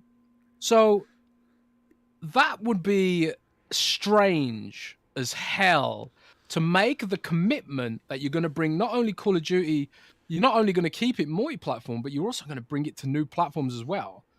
Why would they lie about that? Well, why would they lie? It makes no sense. Yeah, and then they also end that whole thing with, what do they say here? We believe this is the right thing for the industry, for gamers, and for our business. Basically talking about Call of Duty remaining multi-platform. It would be odd to end that whole thing with that sentence if they ended up removing Call of Duty, because then they're just like, well, is that the best for the industry? And is that really best for gamers? I mean, I don't know. I'm with you. Before I was like, okay, no, I think there's some chance it could be exclusive. Reading this and kind of feeling Microsoft might have a little qualms about the deal going through and them specifically addressing it, I'm just like, yeah, I just don't really see them doing this, coming up front and saying it all, and then completely backtracking later on afterwards and being like, bro, you should have read that with a fine-tooth comb, man. I just They're don't. not. They're not trying to pull a fast one. Like, it's just dumb. They're not like little kids. You know, for everyone out there who thinks they're being vague, trust me. Trust Uncle Jez. I don't put things out there unless I am certain. I am certain that these games will remain multi-platform. But the question Not only is, will they remain multi-platform, they'll also come to new platforms. They'll be on your TVs. They'll be on Nintendo Switch. Via the cloud, probably. But that's exactly the point. Microsoft will point to the cloud version of Call of Duty on Nintendo Switch and say to regulators, look what we can do with a platform that lets us do this shit, you know? And they'll be like, Apple doesn't let us do this shit. Crack it open. Crack that shit open. Because that benefits Xbox way more than keeping that shit exclusive for the tiny, pathetic console war, which doesn't matter anymore. And it hasn't mattered for a long damn time. Okay? So trust me. Trust me. It's not going to be exclusive on console. So what potentially does other popular Activision Blizzard titles mean? Because that's the other. Some people say this means all Activision Blizzard games will be multi-platform. I think that is a little bit vague. They're leaving themselves a little bit of wiggle room because that is the part that is up for debate. What constitutes the rest of it? And this again comes back to the fact that this statement was not for you. It was not for me. It was not for Rand. This was for regulators. Regulators have never heard of Diablo or I don't know, Overwatch 2. Overwatch 2? They don't know what this shit is. You don't think Joe Biden's playing Overwatch 2 right now? No, I don't. I really, really don't. But they don't know what any of this shit means. So, you know, at the end of the day, you've got to sort of like, you've got to think about it in the sense that this was for regulators, and that's why they weren't more explicit about exactly what games were going to be exclusive. Because there's a lot of games that have to go through on a case-by-case basis and explain this game's exclusive, this one isn't, this one's exclusive, this one isn't, blah blah blah blah, blah, and go through it all like that. They ain't going to do that. They ain't going to be able to do that. So that's the bit we can actually debate, is which games actually are going to be exclusive. And that's an interesting discussion to have, because I, for one, have no idea. I think you can take Overwatch 2 and Diablo 4 to the bank as being multi-plat, for sure. Maybe. I think Blizzard's new survival game is exclusive. Maybe. And any new games that come out from those studios would be exclusive. I think it's because mostly this whole blog post is centered around Call of Duty, like it's the big thing. And I do think they probably felt if we were planning on pulling COD away, maybe that would really piss off consumers so much where they would actually start complaining to the government, right? Because they do take in, because the FTC and the Department of Justice do take in like consumer feedback and popular opinion about stuff. Where, you know, like someone goes to buy Call of Duty on PlayStation, it's not there, and then they get all, you know, it's like, I do think in this scenario, Call of Duty was basically used as a sacrificial lamb to make sure the deal goes through. And I don't really think they care, because you just spent $70 billion on something, and they probably figure it's better for their business to keep Call of Duty everywhere and just rank in the money, and that they will convert some people to play it on Xbox simply because it'll be in Game Pass. And they can market it basically like how Sony markets their games, like it's only on Xbox, right? You can go balls deep in the marketing. That's when you can really market Game Pass heavy. You have obviously some perks tied to that stuff. But then other games, like if they make a new Spyro, I think new Spyro maybe comes to the Switch, but doesn't go to PlayStation. I think they would determine like where best these games go. But I think COD, Diablo, and Overwatch will be multi-platform, and most everything else afterwards would essentially be exclusive. But hey, I was wrong about this in the beginning, or at least my prediction was off. Maybe I'll be off again. But sometimes when Jez speaks, you just gotta listen and believe him. You just gotta listen. You just gotta listen and believe them. Kung Fu Hot Dog says, Jez, the original Lord of the Ring trilogy are the GOAT. 100% I agree with you. Amazon's show will be terrible as it goes against Token. And who's paying for that new show? We are. I mean, I'll check out the new show. We'll see if it's going to be any good. Brett says, in Phil I trust, he didn't say it. I don't buy it. Kung Fu also says, the Coalition gave us Cat Diaz. Old God of War, Gears of War games are the best, and Miss Cliffy B's version. Highbusters DLC had better characters than the main game. I actually think Highbusters was pretty damn good. So we'll have to wait and see what they do with Gear 6. CMAD says, between Phil's statement and Brad's yesterday, we are left with, we desire to make available. Price for COD and other titles is going to be high for Sony. And let's see what else. I'd have the poll going too. I don't know if you saw the poll, Jez. The Solid Gamer says, Game Pass and Nintendo confirmed Switch on Phil's desks. Maybe this is what lets Phil get Game Pass or, whatever on the Switch. James Riggs says, haha, losers. Phil Spencer. Let's see what else we got here. I'm scrolling up through the chat. Highlander says, only two things I want from Activision Blizzard is World of Warcraft and StarCraft on Xbox. Great show. Thank you. Janukai says, Call of Duty, Overwatch, and Diablo, the ones I fully believe will stay multiplayer. Everything else has me confused as they're not as popular. Yes. Can something be as popular if you never make it anymore? Like, is Crash Bandicoot popular? I don't know. I wouldn't necessarily say it is. So the poll that has 330 votes, will Call of Duty remain on PlayStation or will COD go exclusive? COD will be everywhere, 72%, and COD will be Xbox PC only, 28%. So there you have it. That's pretty big disparity right there. True that. So thank you for everybody who voted in the poll. How do you feel about Arigato says Microsoft has gotten in trouble in the past for being a monopoly in software and paid dearly. They don't want to make the mistake again. Love the show. Thank you. So how do you feel about, like, how would you calm down Xbox fans who feel like this is the end, essentially? That making COD multi-platform means, like, Phil's lost it. Because I've seen a lot of people say like this is the end of Xbox, essentially. I don't get that mentality. Like, we're gaining a lot here.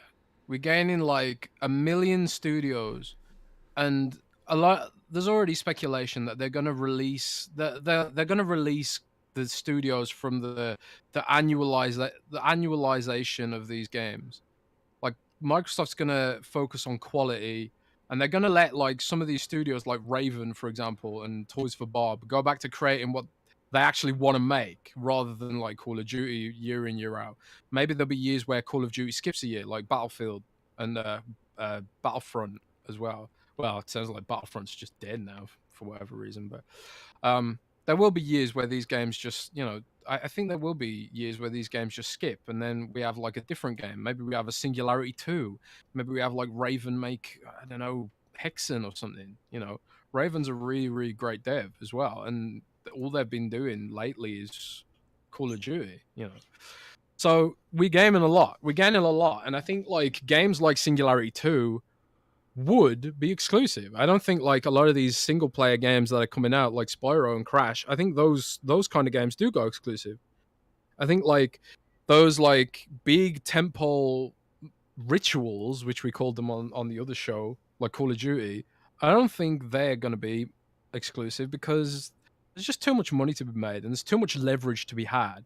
They can benefit Xbox in different ways. Like, for example, I can see a scenario, Rand, where Microsoft goes to Sony and they're like, listen, if you want to keep getting Call of Duty, you've got to remove the fee you charge to devs for crossplay. Okay. Because crossplay, not having crossplay always hurts the smaller companies. Because if you're in school, for example, and you've got like a bunch of friends at school, and like the influential member of the group decides to get a PlayStation, everyone else gets a PlayStation because the mentality is that crossplay doesn't exist, And another reason why Microsoft's blog post talks about like app stores is because they wanna make crossplay a more pervasive thing, like even a law about allowing crossplay and modernizing some of these things. You know, in a world where more of us than ever are gaming. And Sony weaponizes the whole crossplay thing by charging devs money. What do they call it? They call it like a lost revenue fee or something. Because if you can play with your friends in Call of Duty on Xbox, then GG, you don't need to buy a PlayStation. You can actually buy the console you want. You could buy like the console with Halo on because you're a Halo fan and not have to worry about where your friends are, right? That will benefit Xbox, because if people are free to choose whatever console they want to game on, you can buy a console that you actually want to play and not the console that all your friends have. And if all your friends have PlayStation, then it means you have to buy a PlayStation as well. But then we're just competing on content, which is how it should be, really. We shouldn't have to there shouldn't be a world where, basically customers are hurt and manipulated into, buying a console by these kind of practices like forced closed networks and stuff. And I think Microsoft will leverage that to help Xbox gamers. But I don't think anyone who's doom and glooming over this and Call of Duty not going exclusive, I think you really have to step back and really think about it. You're not actually losing anything here. You're gaining Call of Duty and Game Pass. If you're into Call of Duty, you don't have to pay. You don't have to spend that $70 every year now. And I think that's an important point to make. And there's going to be a million studios making true Xbox exclusives. Microsoft has the best console engineering team on earth, so they're always going to have the most powerful console now. There's never been a better time to be an Xbox fan. So I don't really get some of the doom and gloom. I don't know. But that's just me. I would get it if the Bethesda games were also going to be multi-platform, and then the Activision games were also going to be, and I would at least be more understanding of that. But before this deal went through, so beginning of January, everybody felt really good about the future of Xbox, right? Their E3 show last year, Jeff Keighley's poll, it was 80% A or B. People were like, yeah, this is going to be great. When all these studios start putting out their stuff, it's going to be, better than we've ever had it, right? And then they bought Activision Blizzard, and people were like, oh, this is amazing. They're going to have Call of Duty exclusive, even though I don't like Call of Duty, right? And, we hope they pull some studios off Call of Duty and they can make new stuff, right? Blizzard, maybe if they can come back to what they used to be, and nobody talks about King because none of us here play mobile games. And then with this, it's so everybody was riding high, even though, it's just hey, this is all great, even though I don't really care for Call of Duty. I think a lot of people use the Call of Duty thing as for list wars. I think there's a segment of Xbox fans that basically wanted revenge for last gen, revenge against Sony. And they felt that Phil, who's been also very vocal about the fact of console war and stuff like that, they felt with them buying Bethesda and Activision Blizzard, Phil was going in for the kill. And when they found out that this is bigger than the console war, at least the way Microsoft views it, they're very disappointed because they don't. It's oh, well, Phil's not really, because remember, people complained that Phil was singing too much Kumbaya, right? Kumbaya stuff with PlayStation and Nintendo, and then they bought Bethesda and they bought Activision Blizzard. So I think some people thought we were going to see Xbox's revenge story, and that we've been talked down to from the PlayStation guys for so long. This gen is going to be our moment to shine, and we can finally have go toe to toe with them in the list wars and and then they realize that they're using COD for something else, and maybe it's too important to keep exclusive, that they have other reasons to keep it multi-plat, and they realize that maybe Microsoft doesn't view this whole thing in the same vein that they do, so they're disappointed in that regard. So, like I said, I would understand if Starfield and Redfall and all the Bethesda games were suddenly multi-plat, and this Activision stuff was all multi-plat, I'd be like, yeah, that's a little weird, because that's what we talked about, was like, you're going to need exclusive content. Like, when we were talking about the Bethesda games being exclusive, it was like, well, they have to be. Like, they 100% have to be. And with this, it's kind of like, well, it just sounds mostly like it's going to be Call of Duty and Diablo and Overwatch, and then after that, who really knows? But Look, the thing, sorry, go on. no, but since the thing is, it's just that 2 weeks ago everybody was super pumped, and now there are some people that are like, basically like, I'm jumping ship. Like, Xbox is horrible simply because one franchise is not staying exclusive, or not, is going to basically remain the way it's always been. And it's just like, you like, were you happy when Xbox had 5 studios in 2017? I mean, I wasn't. And I DM'd Phil and write Phil emails, and when I would talk to Phil in parties, I'd be like, I would bring up like, you know, we need more studios, Phil, to the point where I think he got sick of hearing it from me, and they finally did, and you got more than I ever thought they would get. More, like way more than I ever thought. Like, I never thought they'd buy Bethesda, because I never believed Satya would viewed gaming in that sense of like, here's $7 billion to go get a publisher. Like, I never thought for a second that Phil would be that aggressive to make that deal, and that Phil would give him the money to do so. But I was proven wrong, and I'm like, oh, like, this is better than I ever thought it would be. And with the Activision stuff, like Call of Duty remaining multi-platform, whatever. Like, Microsoft spent that type of money for other reasons, strictly that, like, we want to sell more consoles than PlayStation. This is bigger than that, as Jez explained earlier. It has a lot of long-term ramifications. And there's a lot of things that Xbox can use to, you know, from this to make the platform better and get more money. I mean, you think about it, Call of Duty is going to, essentially PlayStation guys are going to be buying Call of Duty like they always do, spending money, basically funding Xbox exclusives.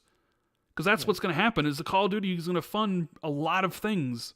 So, I don't know. Like, I get people being disappointed, but, like, the end of the platform, I don't understand that whatsoever. Like, This is the way you have to think about it. You have to think about it this way. Bethesda was about exclusives.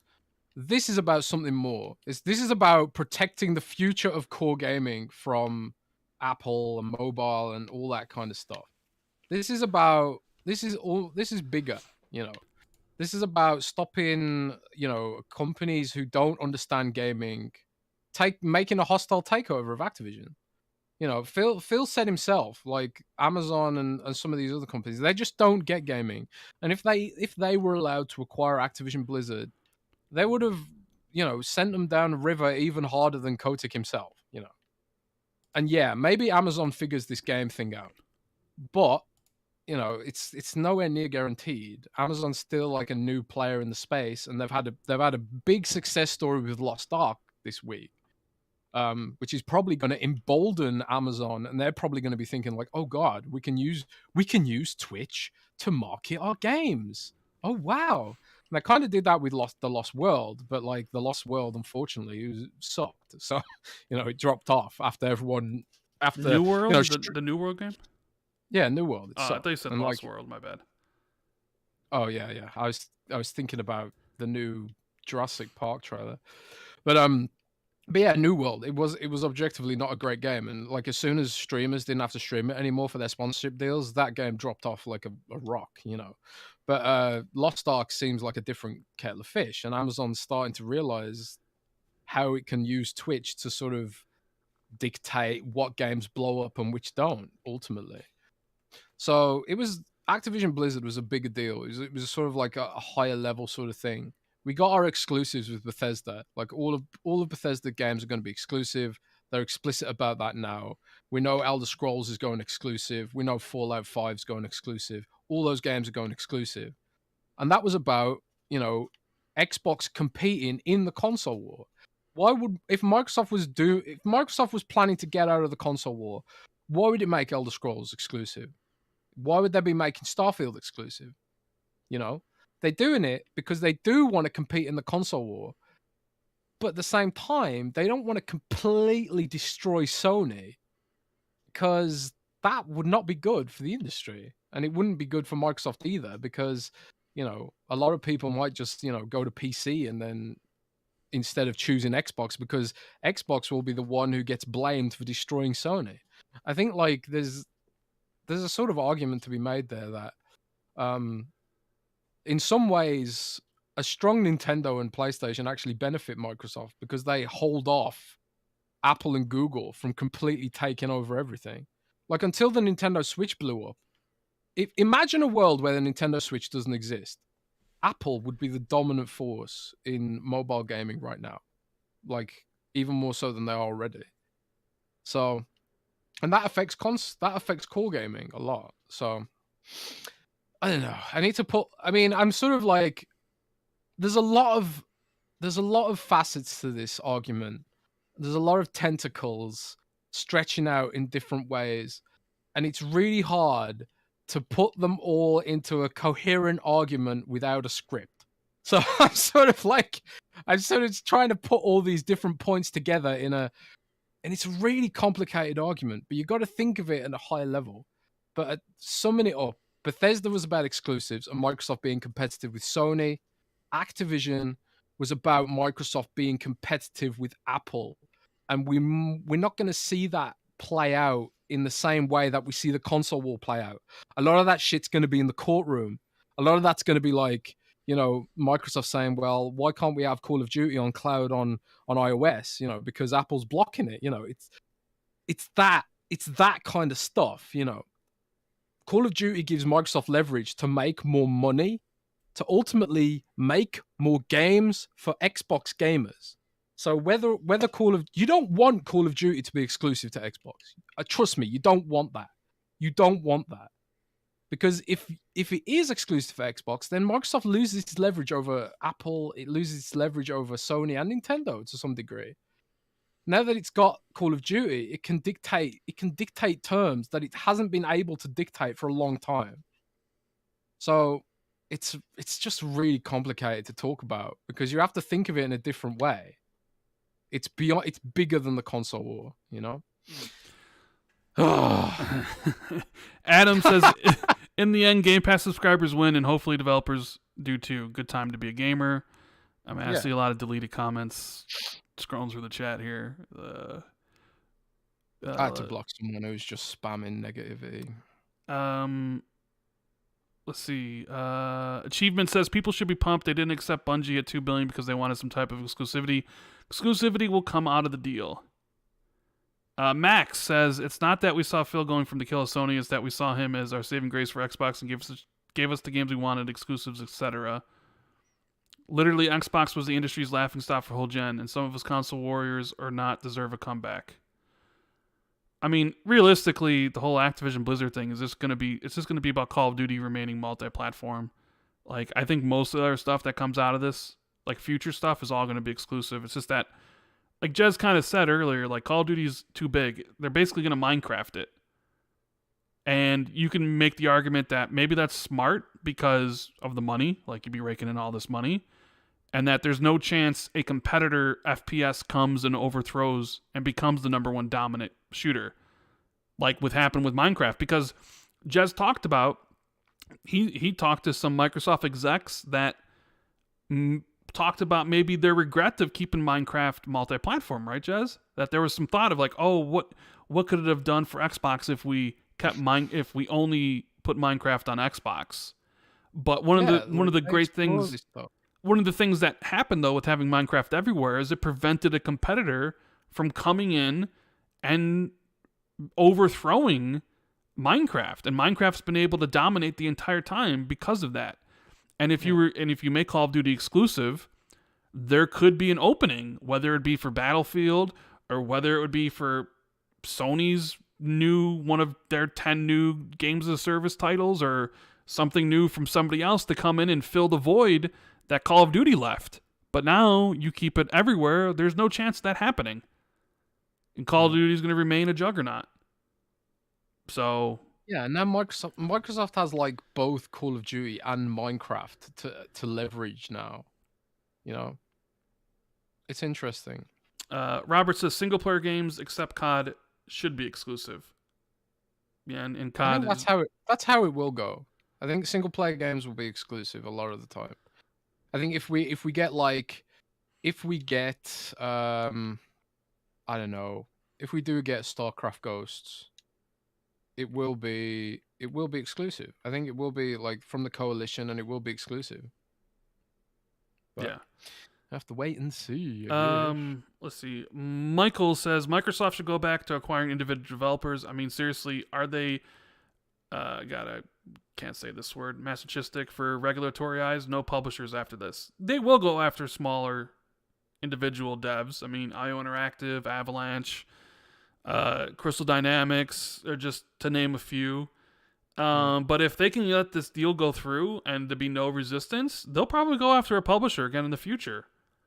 If like the governments of the world think that this isn't a big issue, that Microsoft is being the good guy, and they go after a Sega or Capcom, they'll probably let it happen. But this is kind of the one that's gonna test it because it's so big and it encompasses so much. And like Jess says, the reason they're tying it to the whole App Store stuff is because it's about a bigger battle in the future. What if because of this you can break open closed platforms? Like Jez, imagine this scenario. I don't know if would ever happen or this would be also an end goal, but say the government requires walled gardens like the Nintendo store or PlayStation store or Apple or an Android to allow other stores onto there. Is there a chance that like if PlayStation had to acquiesce to that, Xbox just puts their store on PlayStation? Yeah, and maybe. Like, hey, instead of buying Call of Duty from PlayStation, buy Call of Duty on PlayStation, but from the Xbox store, and we take 100% from that, and Sony doesn't take 30. Is that something that could happen? Well, they actually address this in the blog post. They make the argument that the reason consoles are walled gardens is because the margins on the consoles are so bad, and that's a fair point. Like the business model of console. Is it though? Because Nintendo sells their consoles at a profit from day one. Yeah, but it's not a big profit. We're not talking about Apple Still, profits though, the whole point of like, well, we can do this because we lose money is only true for them. It's not true for Nintendo. And it's about margins, though, man. It's like the margins on an iPhone are insane. Sure, they're insane compared to a Nintendo Switch. Like Nintendo's not out here selling the Switch for $800. If it was selling the Switch for $800, that's the kind of margins that they'd be getting. Then the margins on an iPhone are insane. Because Apple uses like cheap parts and cheap labor, to be completely frank about it, and they make sick margins on that, and then they charge like a huge percentage on top of that as well. So it's Apple who are double dipping here, and I don't begrudge Nintendo or Sony for taking a cut on their stores when the margins on the console just aren't as good. They're nowhere near as good as Apple's margins. So I do think that's fair, personally. Like, yeah, they might sell it for a profit. But even in the whole thing, they said that they would want to bridge that in time on console, though. Yeah, well... But, I mean, who knows what that means? Yeah, I mean, it still has to make business sense for everyone involved. But the consoles are... This is about mobile and PC, really. Like, the console install base is tiny. Phones are billions of handsets. PCs are billions of PCs. Like, consoles are like a small market, and they have like the business model revolves around the cut. But Apple saw that, and they were like, "Oh, you know what? We can upsell the hardware and make a cut." Because Apple are greedy. Because Tim Cook is not a nice guy, Rand. He's not a nice guy. He's a bad guy. He's a bad man. So, and Google's a bad man too. I don't know who the CEO of Google is, but he's a bad man as well. But I'm kind of joking, but you get the point. It's the whole Activision stuff is a big deal for App Store regulation, and as Microsoft moves into sort of Netflix territory as a sort of powerhouse media company, which is what it will end up being. A lot of this stuff becomes central to their expansion. Right now, Apple has a monopoly, Like I hate Facebook, and I was happy when billions of dollars were wiped off Facebook's market price. But at the same time, it's a little bit scary that one privacy change on the Apple App Store wiped tens of billions of dollars off the value of various companies. And to be fair, I like it. It was a good privacy change from Apple. It was a good privacy change that they basically, what Apple did was they forced apps on the App Store to offer users the choice of being tracked or not, which is similar to do not track setting on your web browser. So what Apple did there was a good thing. I'm not saying that's a bad thing. What I'm saying is the fact that Apple was able to sort of dictate how these businesses operate in such a sweeping manner is scary. Because imagine if Apple, I mean, Apple's already doing it with xCloud. Apple just says, no, xCloud's not allowed for no reason other than anti-competitive behavior. And they get away with it, and that hurts Xbox gamers. That hurts Xbox. That hurts devs. And that hurts innovation. And that's like the antithesis of capitalism, baby. So, yeah. Fuck Apple is the summary of that argument. It's like the summary of every argument when you talk about Apple, Ubisoft, and these other companies. It's funny. Gamer by Choice says the problem is people wanted ABK to be a Mortal Kombat finishing moment, but Phil sees a bigger picture with a friendship. Yeah. Yes, for some people that is entirely true. Let's see what else we got here. If you guys want to start putting some questions in the chat, we'll definitely answer them, because I think we're hit about 3 hours. And oh wow, we're at 3 hours already. Yeah, well, I mean, you talked about your rant for about an hour about this stuff, so sorry. So yeah, if you have any questions, put them in chat. If you enjoyed the show, hit the like button. We appreciate everyone being here on Friday. Jez, did you see that Martha is Dead is going to be censored on PlayStation, but not on Xbox and PC? That's strange. Yeah, did you see the post? I did not. Martha is Dead. I've played Martha is Dead for a preview. It has some seriously fucked up stuff in that game. Like, I'm someone who watches a lot of horror movies, and I play a lot of horror games, and I like that kind of stuff. But Martha is Dead had some scenes in it that even made me like, oh my god. Like, I was like, how are they getting away with this? A little bit. So I'm surprised, honestly, that it's not centered on Xbox as well, because it has some really fucked up stuff in it. But just makes me want to play it more, really. Yeah, so apparently that game's going to be censored. Quick Resume is adding a new feature with the Insider Update where you can add up to 2 titles on Quick Resume regardless of what's launched. So I guess those 2 games will always be in Quick Resume no matter what. And you can control what 2 games those would be. I don't know if you saw that. I did not. And Call of Duty Modern Warfare 2022 was announced today in a blog post saying that Infinity Ward's working on it, and they have like a new engine, and there's a new version of Warzone coming. So wait, what was announced? Call of Duty Modern Warfare 2. Wait, isn't there already a Modern Warfare 2? Yeah, but it's the sequel to Call of Duty Modern Warfare. It's the sequel from 2019, Modern Warfare. But wait, wasn't there already a Modern Warfare? There was. Yes, just like there was already Call of Duty Modern Warfare in 2007 and a Modern Warfare 2 in 2009. But in 2019, it's called Call of Duty Modern Warfare 2019, right? This is a sequel to that. So it's Call of Duty Modern Warfare 2 2022. A sequel? A remake sequel? It's a sequel. Remake? It's a sequel to the 2019 version. But is it a remake of the original? It's gonna have so much as it's a remake of the. One wasn't like essentially a 1-to-1 remake of the first game. So I don't think this is going to be a 1-to-1 remake of the second game. Either way, they announced it in a blog post. By the way, just like a lot of big games have been announced in blog posts recently. Catching a little trend here.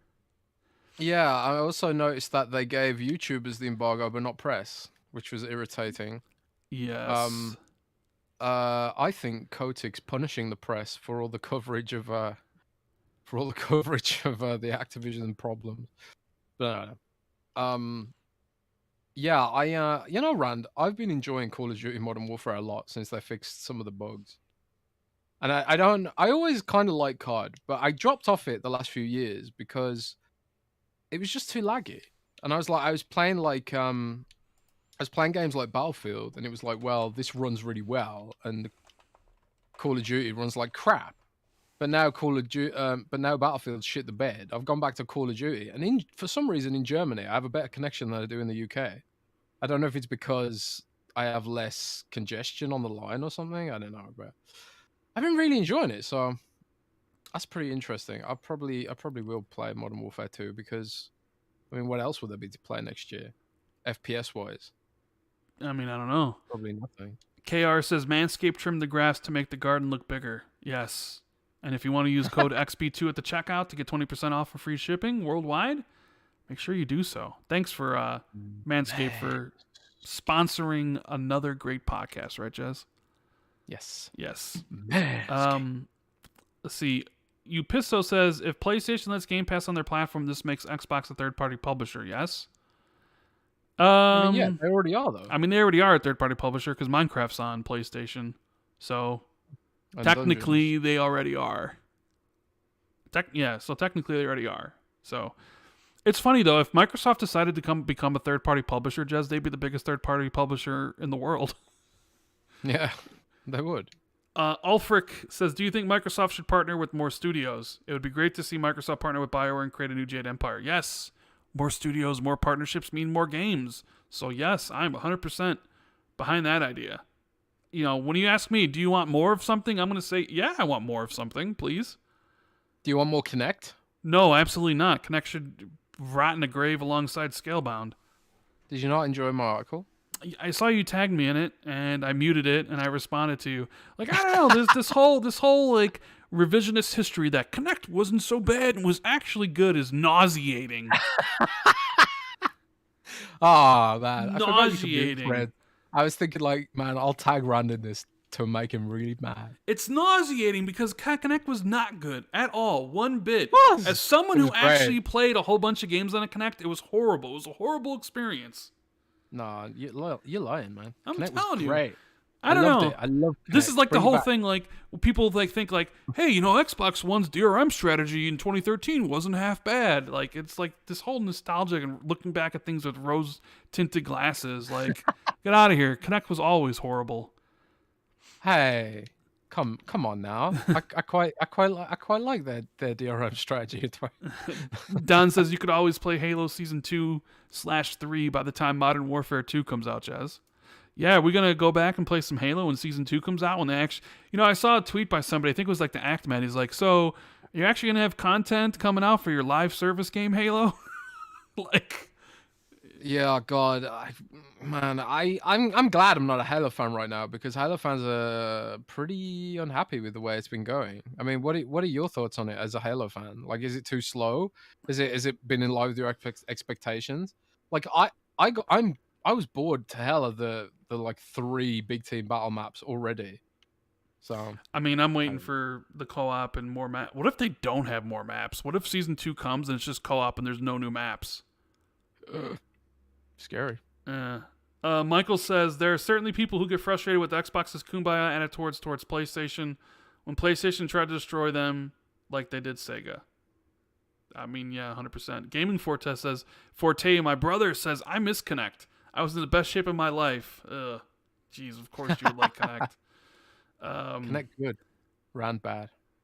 No, I'm certain. Like, maybe I could come around on the idea of Scalebound coming back. Like, I will never, ever come around to the idea that Kinect was actually good. Ever.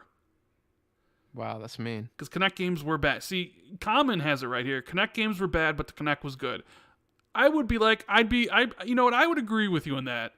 Like, Kinect games were awful, but maybe the Kinect itself was all right. But the games were bad. So, that's my position. No one's ever going to convince me otherwise. Yeah, I think I don't see any more in here. Halo fans, Joe Sinister says, Halo fans are always unhappy, but yeah, we need more maps. That's just true. Halo fans are always unhappy. Always. Always. Yes, they're definitely always unhappy. Because the Oh. game comes out and everybody's happy, and then they nitpick, and then they complain about the stuff they don't have. So it's like, it's just people complaining now. And you still have, the thing is, you know what? It really, if season 2 was coming in March, people would be like, all right, we only got 1 month to go towards new content. But they got 3 more months. 3 more months of the same maps. I would imagine the people that are playing Halo are probably bored out of their minds of the same maps. They need more content, but we'll see. And I think with that, that's going to be the end of the show. I really hope you guys enjoyed it. Thank you for being with us on this Friday. We got a nice streak going on here, Jez. How many times in a row we've been doing it on a Friday now? There's been no Saturdays. Like Gaz, when we tweeted out the show was going to be live in an hour, he was like, breathed a huge sigh of relief because he thought we might be doing it on Saturday. Yeah. But yeah, thank you guys for being here. Hope you enjoyed the new starting soon screen as well as the intro trailer that Sean Labrie made for us.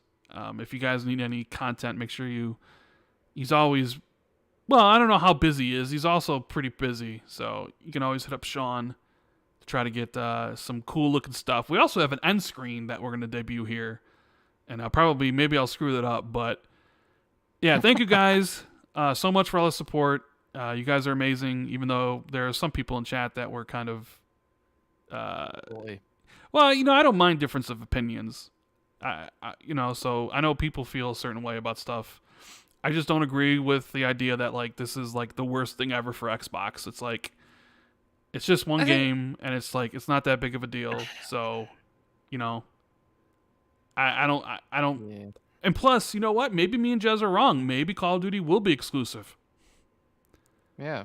Maybe we read that whole thing wrong. Maybe Phil isn't a nice guy. Maybe Special Nick is right, because I think Nick thinks that the games are going to be exclusive. So maybe he's right. Maybe. Nico says, "What game did you say will be censored on PlayStation?" Martha is Dead is going to be censored. Forte says, "You're going to be playing Witch Queen on the 22nd with the squad. I'll save a seat for you." Absolutely not, Forte. You can play that without me. So, yeah. With that said, this will be up on podcast apps ASAP. If you want to ask us a question, make sure you use Spotify, because we'll be recording an extra podcast for that soon, answering all the questions there. So make sure you do that. And with that said, thank you guys so much for being here. We appreciate it. And keep it gaming and have a great rest of the weekend. Later. Bye.